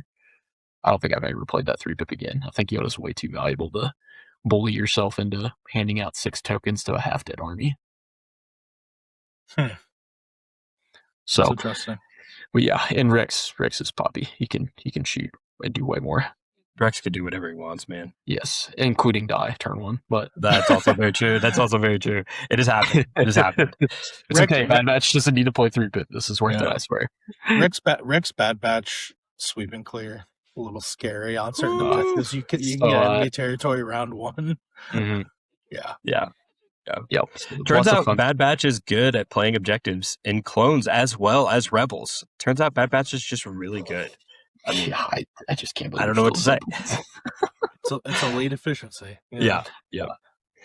Okay, so we're gonna kind of get into some. So these are kind of like I would say 3 pretty generic clone lists that. Oh yeah, I'm basic white you boy. play with each Jedi, like each flavor of Jedi, because Yoda plays differently than Obi, and Obi plays different Anakin, blah, blah, blah. I think we're going to get into some kind of one-offs GAR here. Let me see if I can pull up the correct one. Okay, no, not that one. The King's Return. Hang on. That was your Padawan's list. We're not talking to that guy. Okay. He's not even the best GAR player. This is the first kind of what the heck's going on here. So we've already talked about 501st a little bit and Battle Forces. And I think GAR is kind of one of those factions right now that I don't know how you feel about this, Colton, but I feel like the best armies in GAR are in their Battle Forces. Or maybe not, depending on if you want it, because Yoda is only brought in Wookiee defenders. Depending on if you're bringing Bad Batch or not. Yeah, depending on if you're bringing Bad Batch or Yoda. So that's, yeah. But so this is a 212 list that got top clone at Windy City earlier this year. And I'm sure everybody knows what this list is. But it's Commander Cody naked. It's 2 super squad shotguns, a two clone marksman naked, and then 3 saber tanks, because you can bring 3 heavies in 212. 2 of them have the beam turret and the shock trooper. They all have the shock trooper pilot. 2 have the armor piercing shells, and they all have linked targeting array. This list is pretty wacky, if you ask me. I played a version of this at a local tournament that we had the other day, and it's kind of similar to Tempest Force in the fact that if you just kill the fingers, then this list becomes obsolete.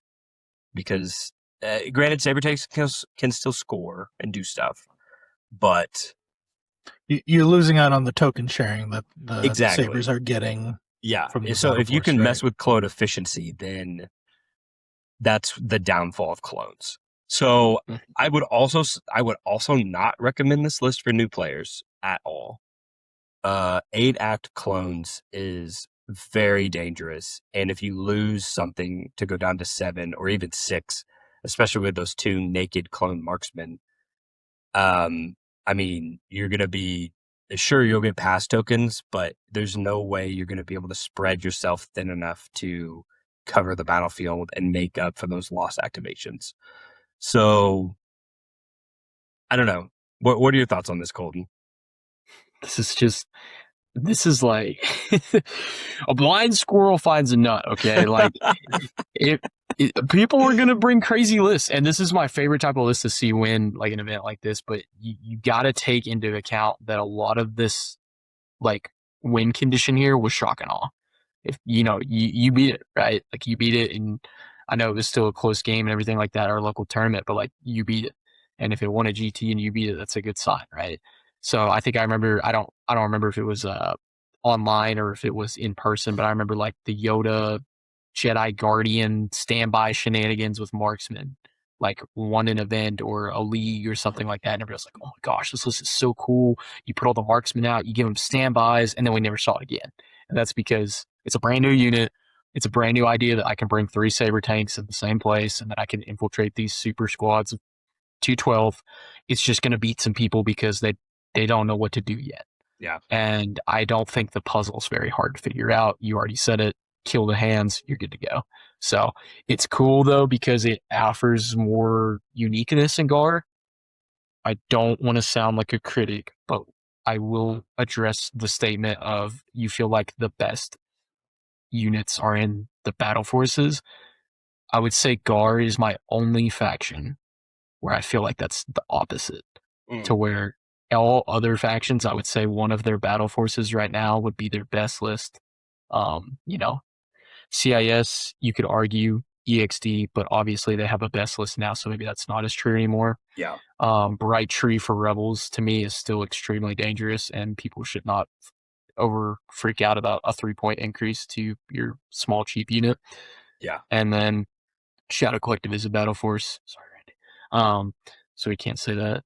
I never complain about that. People are acting like I'm being so that's some their drum best battle that's not force, there. obviously. And then Empire, freaking Remnant. So, but I love 212 and how it brings out a different archetype in GAR. We're going to put vehicles in here. We're going to share tokens. And I mean, you're making it work. Other people are making it work. So it very well could be the best battle force, and I could be wrong in a week. And we're going to see plenty of it. So I love it though. I like the command cards. I like the uniqueness of it. I like the token sharing with vehicles. That's very thematic of what you want to do. But like you said, action economy is important. 8 axes. It's just, I don't even know how you do it. Yeah. And not to say that it can't be done. I mean, this list will be, it got second place at a really big tournament with like 60 plus players. You got to get intercept signals. You got to get your objectives. Yeah. I think this is just a list that is better off in a more experienced player's hand and not necessarily at very beginning. Like if you're going to bring this to your first tournament ever, like please don't do that. Like you need to learn how to stay in the clone bubble. You need to know your ranges. You need to learn, what range. How to not get your thumbs killed. Yes, exactly. You need to learn how not to get your thumbs still. How you need to learn how to use a Jedi properly before you don't play a Jedi. Because once you learn how to play a Jedi, then you know how your opponent's going to play a Jedi. And then you can learn what you need to do to counter that and everything. So, but I do agree. I think you're right that clones don't necessarily want to be in a battle force. However, I think 212 is going to change that because of the command cards. And Cody is so cheap and you don't need to bring any upgrades on him for what he does. And bringing 3 vehicles is really good. Now granted, in our local meta, impact is few and far between sometimes, it seems like. But I think the wider Legion community is already super impact heavy, and everybody kind of feels like we're in a vehicle meta. I mean, we kind of are with droids. So it's like an island. Yeah. Like to counter it. I don't know. So, yeah, I don't know. This one's kind of weird. Yeah, this is Um, sweet. Yeah, I'll also point out. I think is this John Bushman's list? Yeah. That dude's a very experienced player. So Yes. like, yeah, again, to double reinforce this isn't. It's my first tournament. Don't try this at home. These aren't the 3 sabers you should be bringing to your first tournament. Okay. You got a variant on this one. I do. Speaking of, Yes. so this is the list I'm going to be taking to Worlds. I've kind of solidified that after playing that in the tournament that we just had over the weekend. And I had my first 3-0 finish with this list. Got second place, got best GAR, living on cloud 9. So I'm really happy. For the audio listeners, this is 212th, Commander Cody with improvised orders, a Jedi Knight, Keeper of the Peace with the Jedi Guardian Doctrine, Burst of Speed, Jedi Trading, Peacekeeping Mission, and double-bladed lightsaber. I have 2 Naked Clone Infantry. I have 2 ARFs with Clone Captains and the RPS-6. And I have an ARF Trooper with the Clone Captain and the Duo.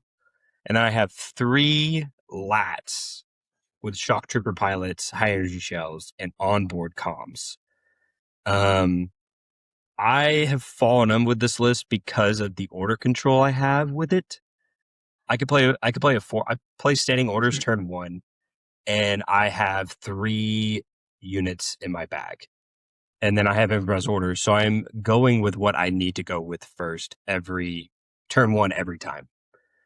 I love the 212 command cards, because I divulge sneak attack every time to give my LAAT scout. So they scout on, dump my ARFs. They're all getting dodges because of clone captains and transport. Yeah, I've been having a lot of fun. I've been playing a lot of variations of this list recently just to see. But I also think this is, and I'm trying to be careful because I'm not trying to toot my own horn here. Do it. But I think this also requires a more skilled player to kind of be able to understand the ebbs and flows of the game and understand what missions work and what missions don't. Like, I played a variant of this list against Randy, and we played, what did we play? Bunker Assault, Randy? Yes. And like halfway through the game, I was like, this list cannot play Bunker Assault because I don't want to move forward. I want to sit back at range 4, send my LAATs forward to score, and then all my ARFs are going to sit back and just pepper you from range 4. So I can't be sending ARFs forward like I do with ARCs. So it took me like 4 or 5 games to figure that out. And you also just shred armor with this too. But yeah, so that's I kind of I have struggled with armor a little bit. I think the high energy I thought maybe not red save armor, but white save armor is That's what I'm saying. Between Cody, I hate ATRTs 2 ARFs with breakfast. RPS, and then the LAATs do have native impact.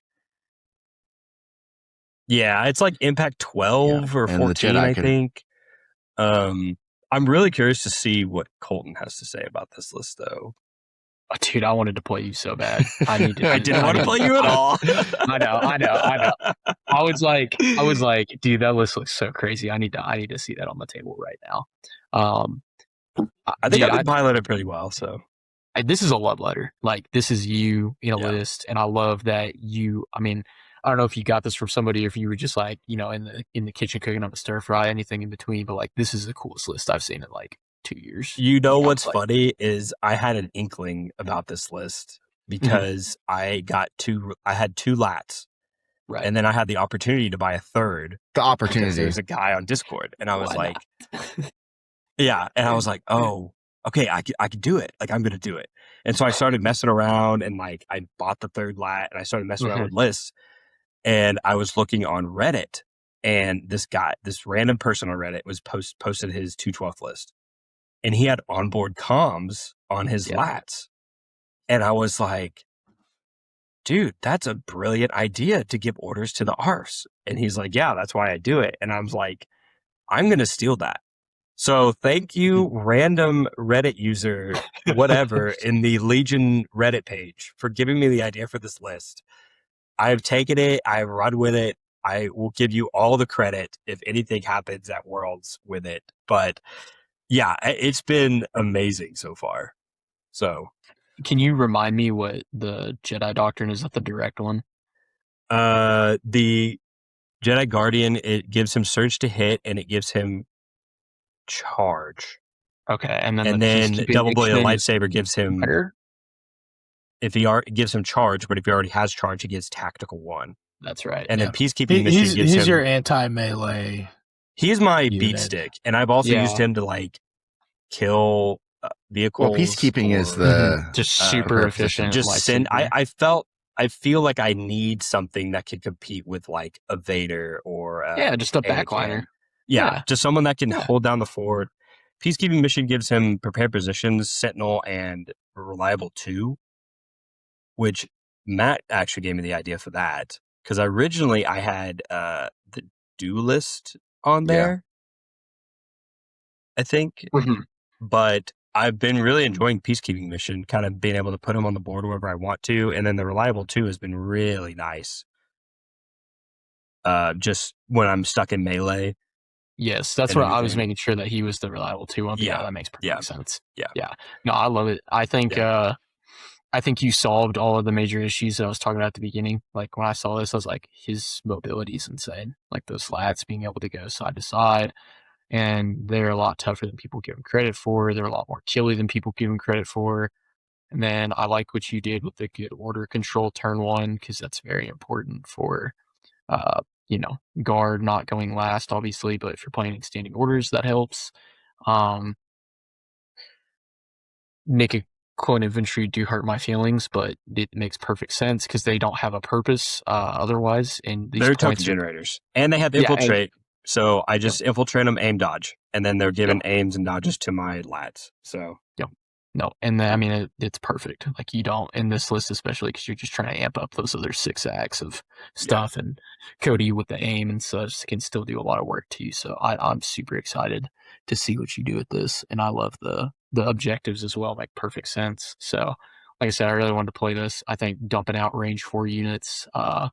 At first, I was like, wait, don't they have Scout? And I was like, nah, you can do so much with Scout 1 and then a move and then dump them out. So your positioning turn 1 is going to help a lot. So I love this. they have low profile as Super well, and they have unhindered, so it like really helps. The dodge. I mean, Mhm. you've got the turn 1 necessities for what the game looks like right now, which I think is very good. So yes, 10 out of 10. Let's go. Let's go. All right, let's see what other lists I have here. I just feel like a proud papa. Yeah, this is a I- very I- cool I've crowd nature birthed, moment. I've birthed a flying bus child from my bus lineage. Technically, Mission's best GAR right now, just in case anyone wanted to know.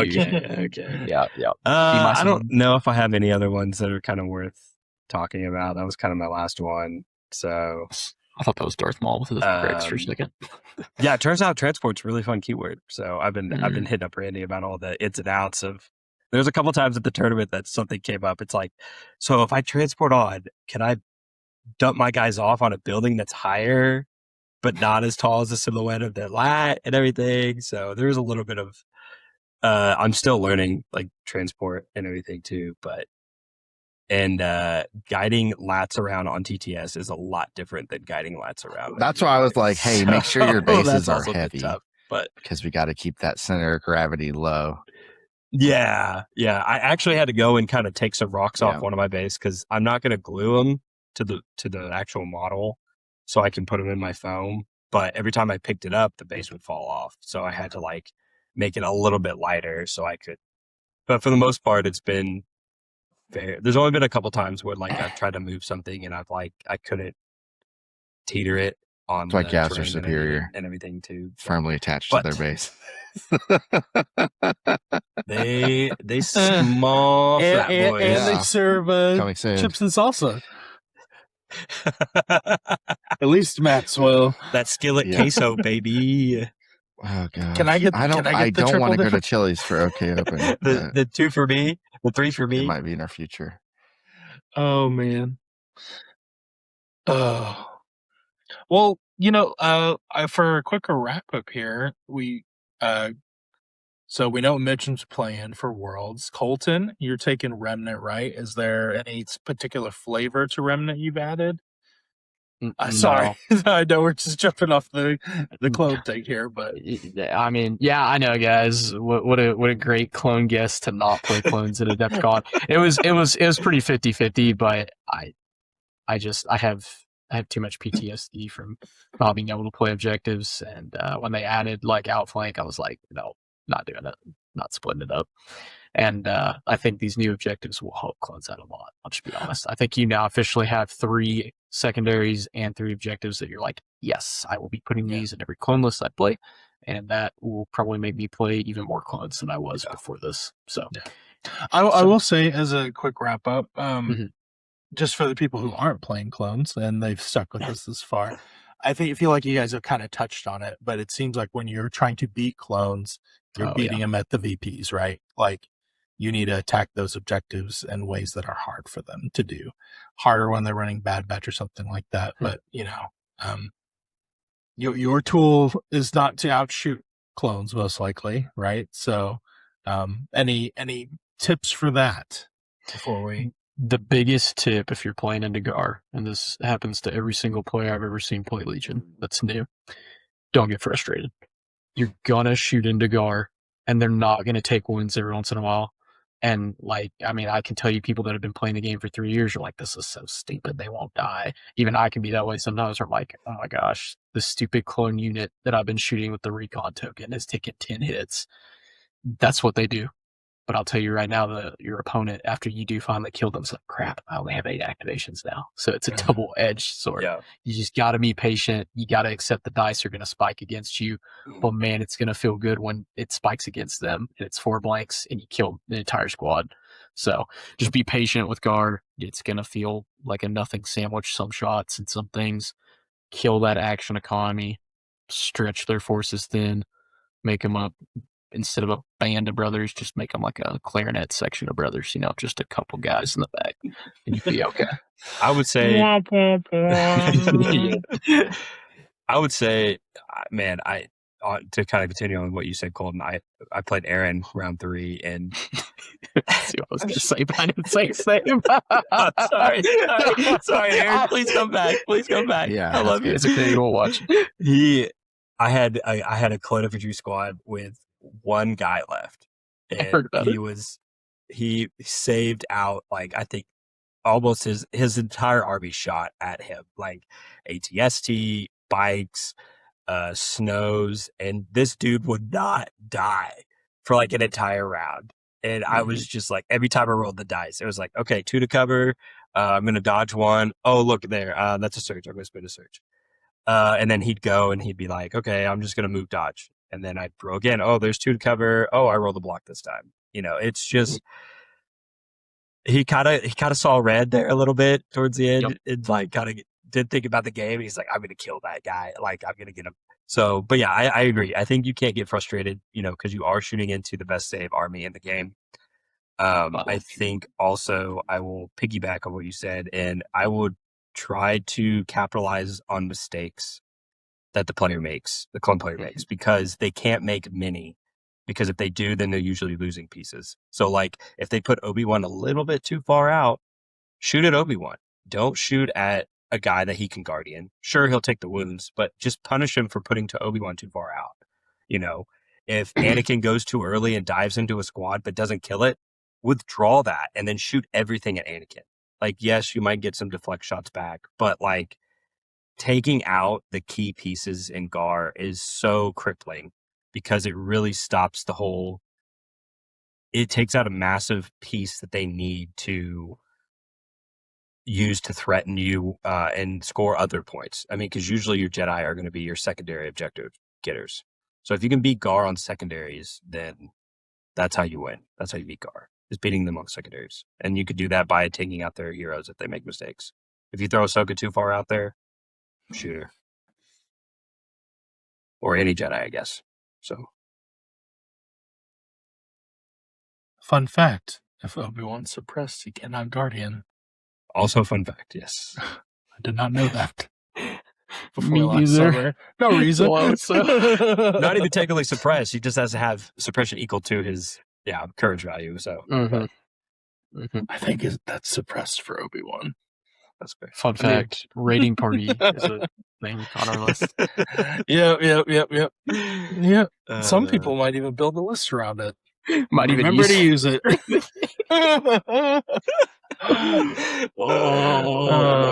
That's so funny. We're back, baby. Pirates, Words in that. baby, we're back. Yar, ye old shadow collective. But yes, okay. We're heading to Adepticon soon. Colton, you're taking Remnant. Is there any particular flavor you've added, or is it the pretty well known? 3 scouts, 3 copies of Imperial March. They can literally go past your deployment zone. It's stupid.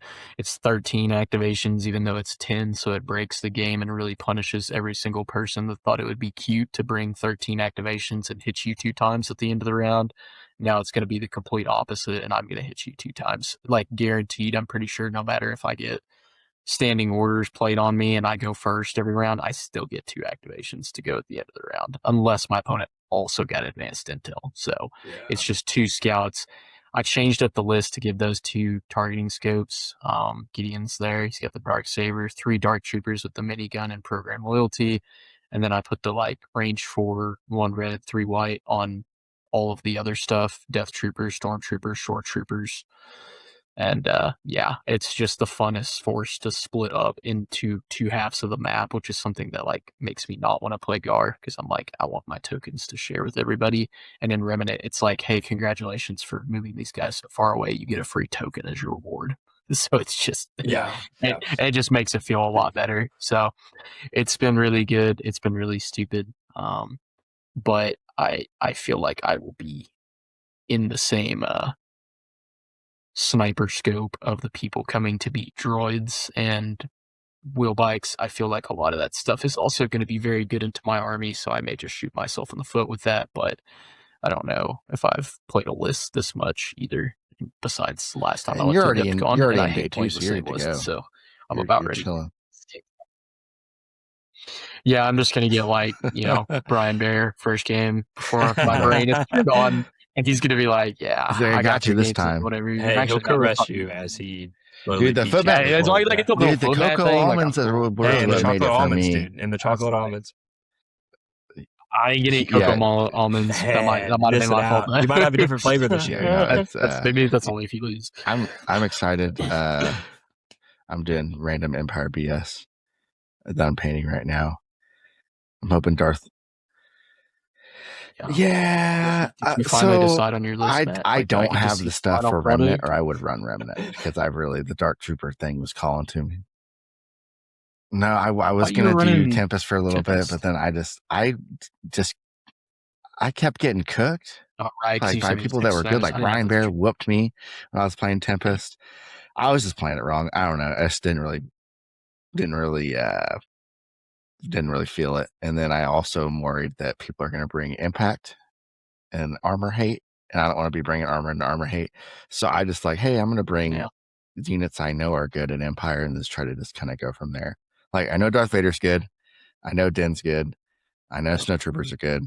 I know Scouts are pretty good. So we're just going to throw them all on a list and see if I can make something happen. So my goal is to win 1 game, day 1, not make day 2. So yeah.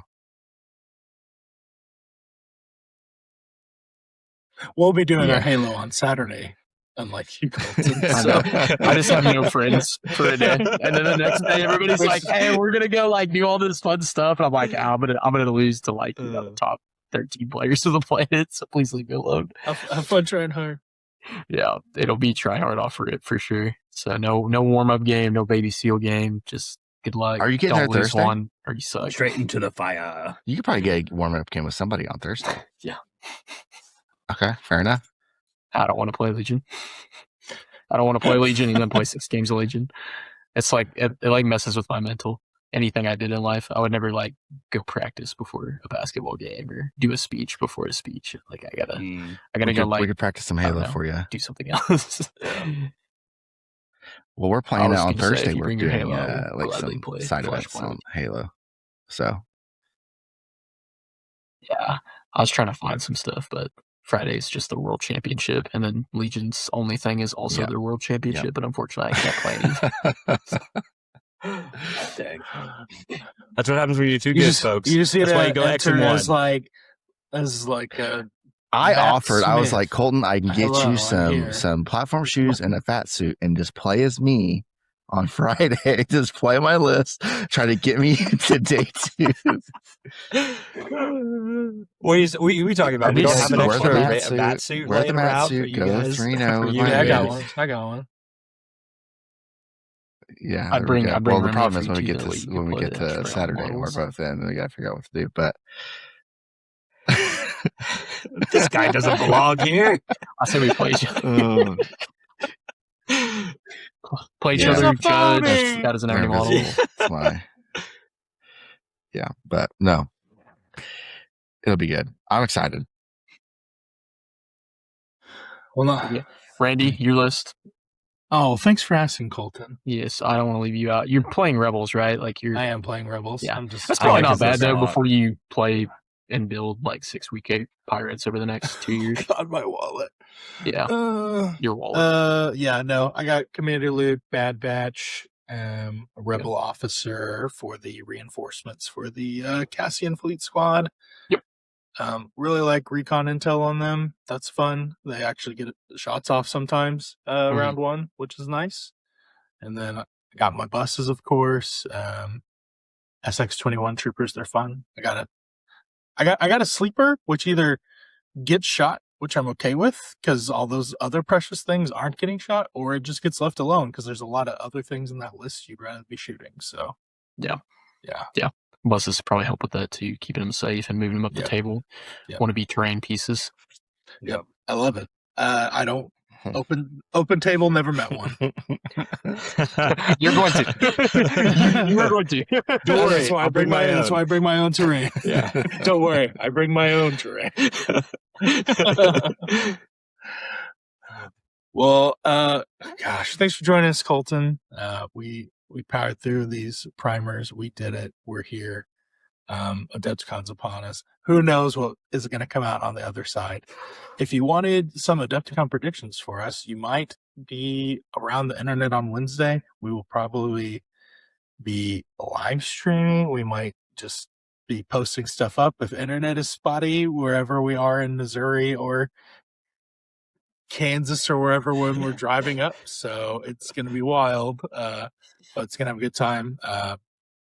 The panel's Friday night. We are talking to AMG Saturday. So pretty soon after, we'll try and get that video up quick. Yeah. But just remember, X and O is probably not the list you're taking See the ya. worlds away.